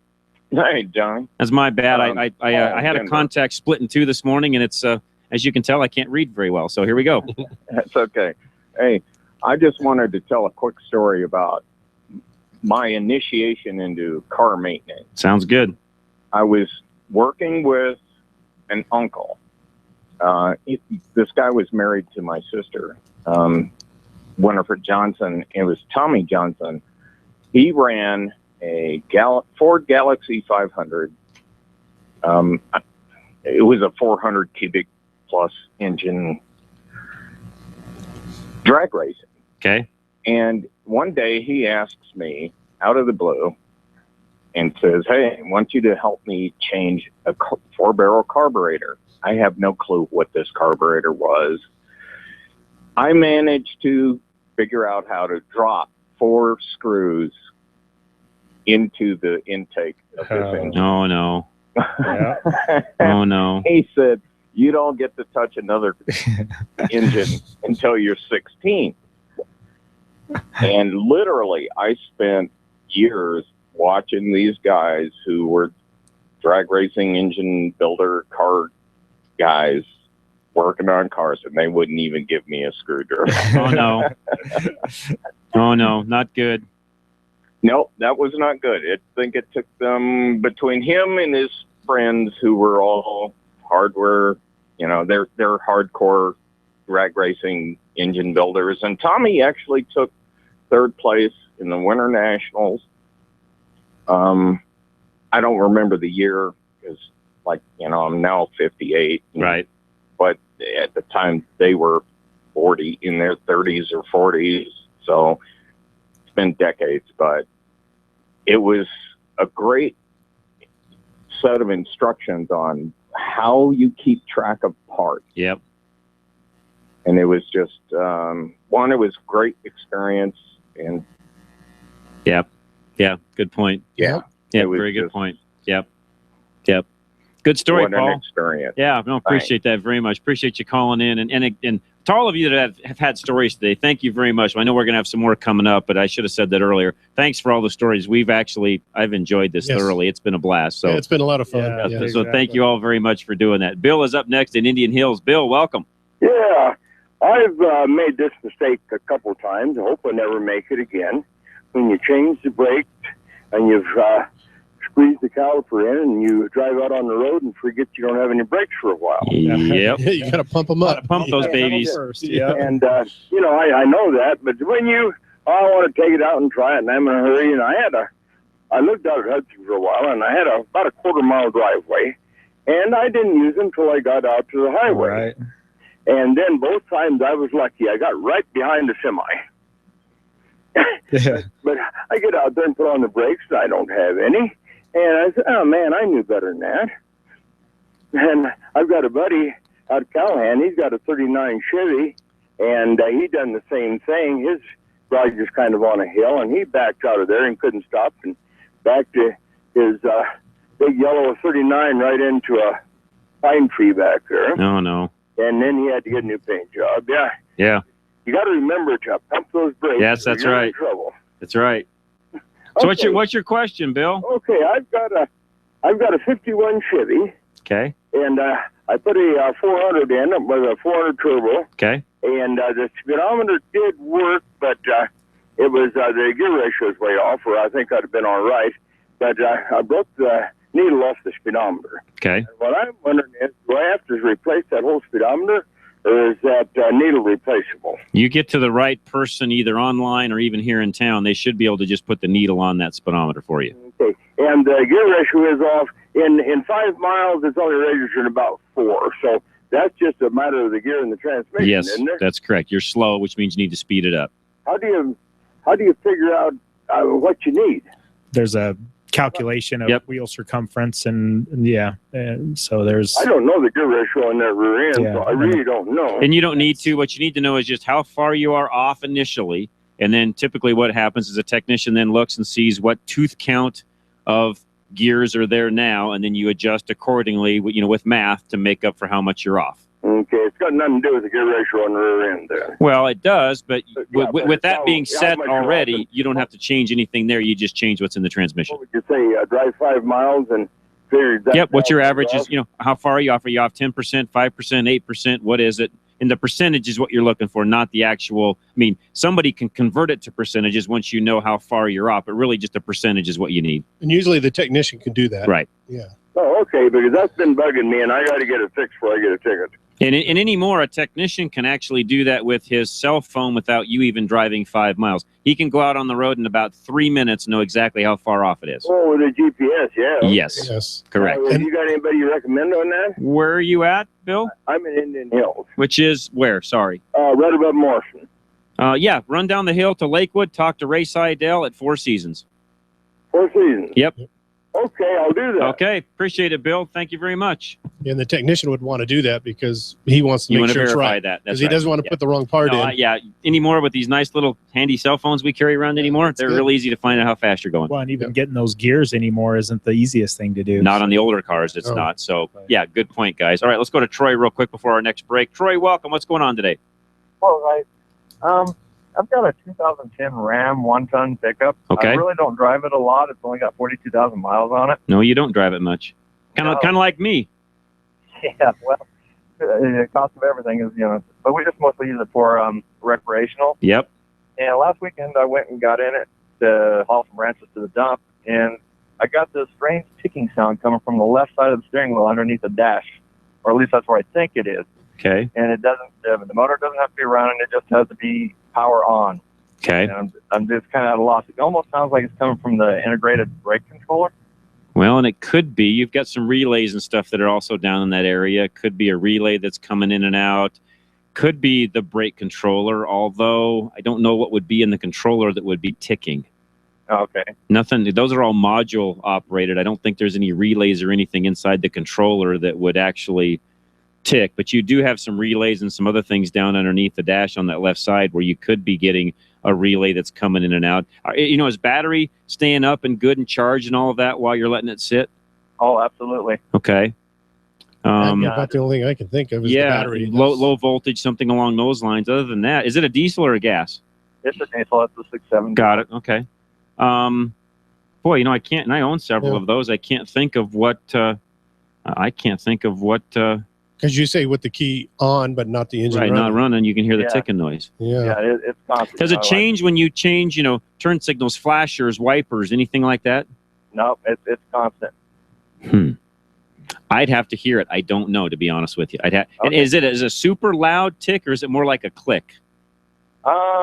It's more like a click. It's a relay then. It's not really loud. When you get up to the highway speed, you can't hear it anymore. What I would do is, grab a flashlight, make it start clicking, look up underneath the dash on that left-hand side, and usually you can start getting closer and closer by just everything quiet, use your ear, get a flashlight, and start listening, and typically you can pretty much find where that's coming from if you do that. And then once you find it, now you got to get a diagram out and determine, okay, what is that particular relay, what's going on with it, and then why is it clicking? Why is that circuit causing it to click? Exactly. Okay. All right. How much would it be to probably have one of those replaced if it is just a relay or a circuit? Shouldn't be very much at all. The biggest thing is just going to be finding out what's clicking and why. I'm not sure it even needs replaced. It could just be that it's got low voltage or something along those lines that's actually making it click. Poor ground. Exactly. Yeah, who knows? Okay. One thing I would do before you get too carried away with it, Troy, is unhook the batteries. Do this first before you do anything else. Unhook the batteries and let it sit for several hours, or in your case, you don't drive it enough, let it sit several days. Then hook them back up and see if it changes. Okay. And if it does, it kind of give you an idea of what's going on. Okay. I thought maybe with all the recent moisture that we've had, maybe just the moisture is. Yeah, I wouldn't think so. I mean, those things are all over the world and in much, in places that are as damp as this all year long, and I don't see that being part of the issue. Sure. Okay. I think you're sitting. It's sitting is probably as big of an issue as anything. Right. Yeah. Yeah. Okay. Okay. Well, I appreciate it, guys. You're very welcome, Troy. Thank you very much. Appreciate the phone call. Let's go to Margaret, who's up next. We've got we got a couple lines open, 303-477-5600. Give us a call. We'll get you right on air. Margaret, you're next. Yes, this is from the woman's perspective, not working on vehicles. Okay. But in 75, I was with a rural family farm culture, and we were north of Havre, Montana. Well, we had just purchased a new Ford four-wheel drive. I don't even know if I think it was an F-150, okay. If that's possible to have a four-wheel drive. Yep, that would be. And it had this electronic switch where you could go from the primary to the secondary gas tank. Yep. Know those. Jokingly at the dealership before we bought this, I was probably me that said, well, what happens if, the electronic switch doesn't work? The dealership said, what, jokingly, and I think they meant it kindly, but they were still kind of joking. And they said, well, you start walking. Well, the rest of the story is because I had the new vehicle, I talked my husband's cousin who had a small child and one on the way going to the big city, which was Great Falls. It was October. There wasn't supposed to be a snowstorm. Well, there was coming back. Oh, no. We thought we had plenty of gas. I stopped the vehicle. When you turn the hubs from the outside, I knew to do that. Yep. I'm a city gal that grew up in wanting to be a cowgirl, 4-H and Little Britches and all that. So I knew a little bit, but I knew I didn't know a lot. I'm going to get us there and back safely. We run out of gas and we can't get it from the automatic switch doesn't work. Oh, no. So I see this dim light and I see a gas pump out in front of, I don't even know where it was. So I start walking. I didn't walk very far because I was too smart not to go too far. Right. The place is closed. I am hysterically banging on the door. Finally, this old guy comes there. At first, I didn't think he was going to sell us gas, and I explained the situation. I had money. Ended up, he didn't even charge us. I think he gave us some gas just to get this hysterical woman off the The only way I'm going to get rid of you is that's good. Yeah. So how did you get the switch fixed? Did they end up fixing the switch or what? The next day, my husband, who was farming north of Havre with his uncle, he took the vehicle to town. They put in a manual switch. By the time my husband was finished talking to the Ford dealership, there was no question about whether they would fix the electronic switch. There was a manual where it was on the door side of the driver's. And you know all that. Yeah, I remember those. Yep. Yeah, and a lot of those electronic ones back then didn't work very well, so we switched them to mechanical so that it was easy that way. That was the fix. That was the fix. That's right. Well, there you go. Yeah, good story. Anyway, thank you. I said this off air, but talking so respectfully about women that want to learn whatever the scope is about their vehicles. I listen. I try and do business with your sponsors, your group when I can. Appreciate that. I really do. And I think I would say that your focus is to keep us all smarter so we're safer on the road. And it doesn't get any better than that. Thank you, Margaret. And that is exactly our goal. I appreciate your kind words very, very much. Believe me, that means, on we have a lot of fun on the show, but on a serious note, Margaret, thank you very much. That's exactly why we're here. Yep. And we know there's a lot of people out there, not just, and Margaret, I know where you're coming from. And I know that, yes, we try to help the ladies as much as we possibly can. But here's the reality of today's world. It's both sides of the sexes anymore. Right. Most young men, and even a lot of men my age don't know vehicles. It's not a gender thing anymore like it was, back in the 50s and 60s and even 70s where most men knew about cars and some women did and most didn't.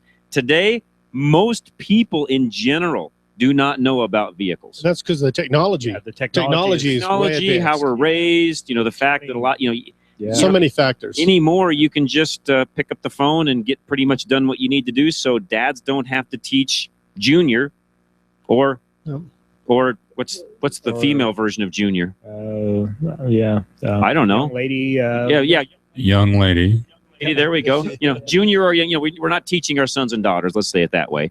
How to do some of these things. I tried to do that with most of my kids. And here's the other thing: some people are more naturally apt to have a mechanical mind and the ability to do those things. Some are not. Right. And there's nothing wrong with either or. It's just the way your brain's wired. And even not even knowing the cars, we also try a lot of times, and I appreciate John for what you do for the show, is trying to come up with things like, emergency vehicles. What do we do in this case? How do you tow a trailer properly? How do you make sure your tires are inflated?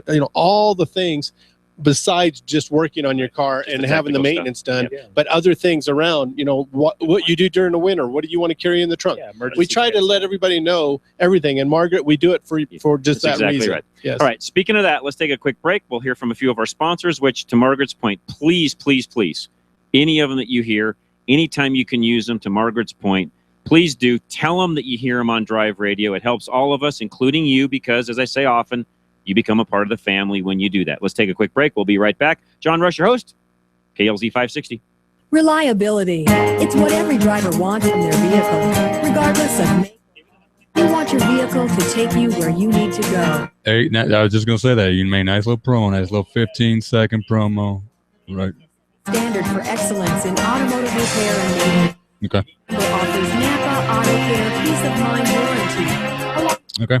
I'll work on seeing if I can, because I'm still new, so I'll work on trying to squeeze it into it. Log on to drive-radio.com or call 303-546-NAPA. We've all been there. You run to the hood and suddenly realize you don't have the parts you need. Or even worse, you don't know what parts you need. Well, at Napa Auto Parts, we have ASE certified parts specialists that'll make sure you find that right part. One covered by a warranty good at any one of 6,000 Napa locations. Yeah, finding the right part might not be easy, but fortunately, finding the right parts store is. Go to NapaOnline.com for the location nearest you. Napa, get that good stuff.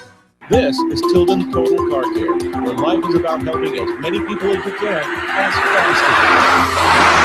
A customer came in, single mom, her car was checked by her son, and he just destroyed the front end of this poor car. It's the only car in the family. She's at $1,725 was the original estimate. One of the huge cost problems. Hey, John, what is your drive time email?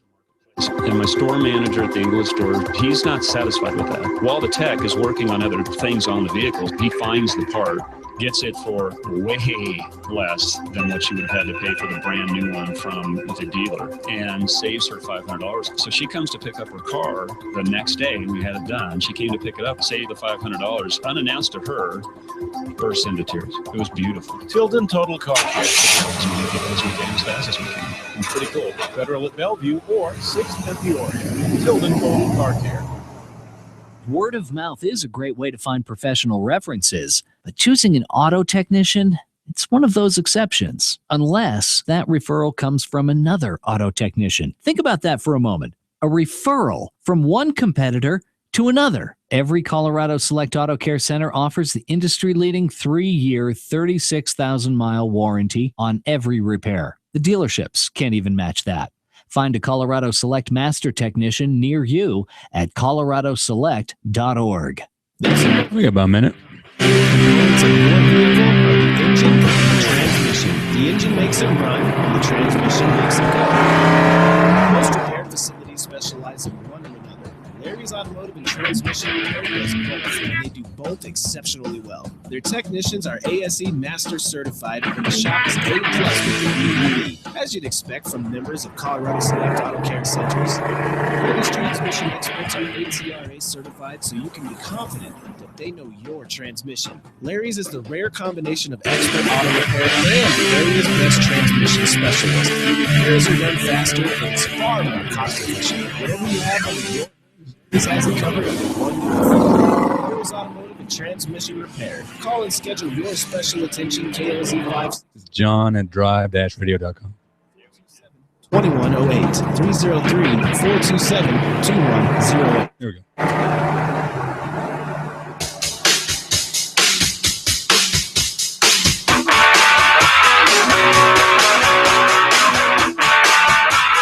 All right, John Rush, your host, Drive Radio, KLZ 560, along with Ken Rackley and Dennis Brewster today. And guys, if I don't get time at the end, thank you so much for joining us. It's always a joy. It's always fun. Been a great show today. Thank you for all you do for it, John. You're on here every week, and we really appreciate what you do. And no problem. Keeping Enjoy us it. on track and stuff. And I'm sorry right. we didn't get to one subject today. That's all right. No But big that's deal. because the calls. That's right. The calls always take first place. That's what it's about. All right. I also want to mention, I talked about this in the last hour, a couple of new sponsors that we've got to Drive Radio. Community Auto. They're up in Fort Collins. We have now a northern Colorado, a Fort Collins shop that's taken back over for my shops that are no longer a part of Colorado Select and Drive Radio. So Community Auto, 1925 South Timberline Road, 970-484-7556. The web address is communityautoinc.com. And I should probably rephrase that. My shops I sold almost now 3 years ago, so they've decided to go a little different direction and aren't a part of Drive Radio anymore. So we found a great facility in the Fort Collins area that will definitely, and I do say great, it's a fantastic, clean, neat, just a really good facility, fits in exactly with what we do here on Drive Radio. Yeah, we go visit these shops. We don't just sign people up. We go to them. We make sure that they're going to be a place that we would take our families to. Right. So, and I would recommend to anybody out there, take your car in there. They'll get it taken care of. And I'll also tell you, and we mentioned this earlier, go by and just say hi. Even if you don't need anything right now, just stop in, say hi. The other one is Phoenix Weaponry. Little different situation. They're not they're not a car repair facility. They're not an auto shop, but they'll still take care of you, especially if you're into the gun side of the fence, which a lot of the car guys out there are. 1840 Skyway Drive, Longmont, Colorado. The phone number 720-340-2496. They do custom gunsmithing. They will build you a custom AR-15 starting with as little as about $900, and they're out at the Tanner Gun Show this weekend. If you go in there, make sure you tell them you heard them on Drive Radio. Then we have a new Boulder shop also, Keeter Truck and Auto. It's 6379 Valmont Road. Their phone number 303-442-2131. And then we also may have another taking a little slide jaunt here, not going down the automotive side. We've actually got a veterinarian clinic out here in this south end of town that's very interested in joining our Drive Radio family. And I talked to the lady this past week, Nancy is her name, and I said, that would be actually a great fit because pets and cars, you typically see pets in cars quite a bit. And Dennis saw one this morning where the dog's on the lap, and then there's a hard braking situation. The dog's pinned between the steering wheel and the owner. Yes. That's not good. No. So I really would like to get them as a part of us. We'll have them on, talk about how do we keep our pets safe? How do you keep them safe in the car? There's so many auto/pet things that go together. They would be a fantastic fit. Plus, a lot of you out there have pets and be a great place for you to go get your animal taken care of. Yeah, it's because we listen to the listeners to find out what is it we need on the show to make it work. And we were talking, I have a brochure here for a detailer that we've been using. We're that's working a on mobile. it. That's right. He's a mobile detailer, and I can tell you that he does a great job, and it would be good for him to get on board. So we're going to work on that. The detailing place is Robbins Mobile Detailing. We won't give a phone number out quite yet, but if you're interested to know more about them, contact myself or Dennis, and we'll get you in contact with them. Let's do Chris real quick. I think you're going to be our last caller of the day. Chris, welcome. What's going on?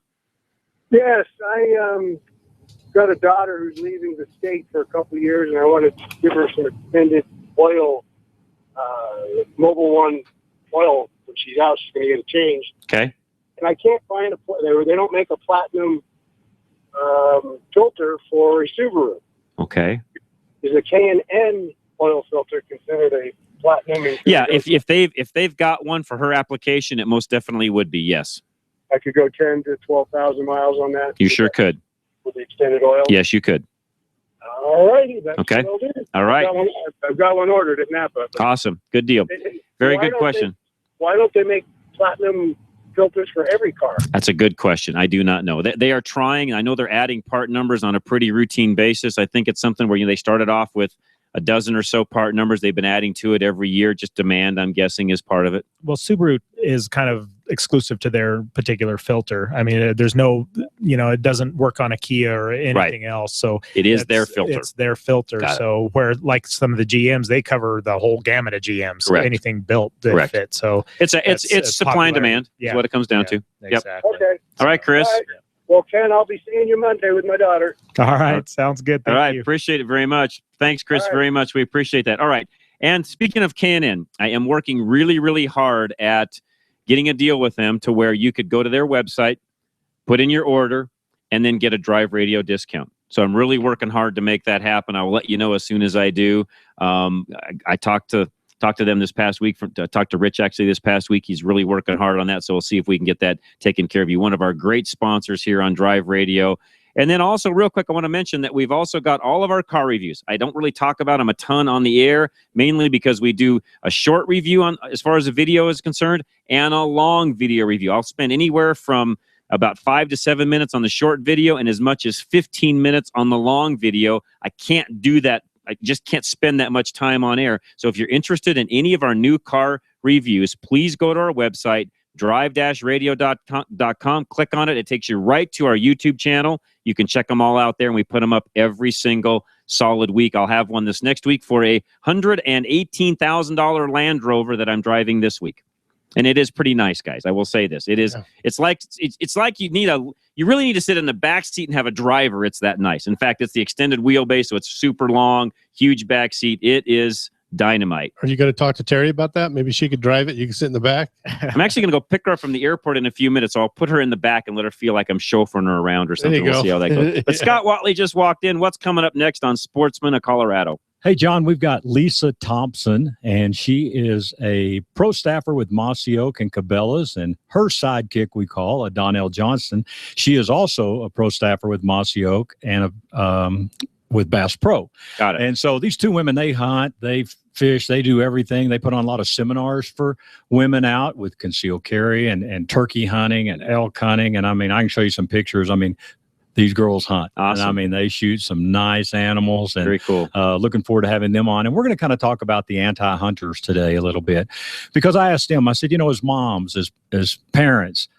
you get approached with that, right? When you guys put pictures up, how do you go about it? Because I'm telling you, it's a bitter hatred. It is. It's venom spit out toward us. It is. And just trying to figure out how to do that, and just to write back and call them stupid, that doesn't change anything. No, that doesn't work. So poking them in the eye doesn't help. Yeah. So, how can we educate a little bit? And I hate to use the word educate because I'm not talking down to anybody by saying that, but it is an education process with conservation. That's what we're going to talk about today. Awesome. All right. So he's coming up next. It's been a great day. Appreciate everybody that's called in. God bless you guys. I appreciate all of your support, all that you do. Please support our sponsors. Find them at drive-radio.com. Matt on the other side of the glass, our engineer for today. Larry Unger, our producer. Ken Rackley, Dennis Brewster. Man, guys, thanks so much for joining us. Thank you. It's been awesome. All right, we'll be back next week, same time, same place. I'll be back Monday at 3 o'clock in the afternoon for Rush to Reason. God bless you. Have a great rest of your weekend here on KLZ 560.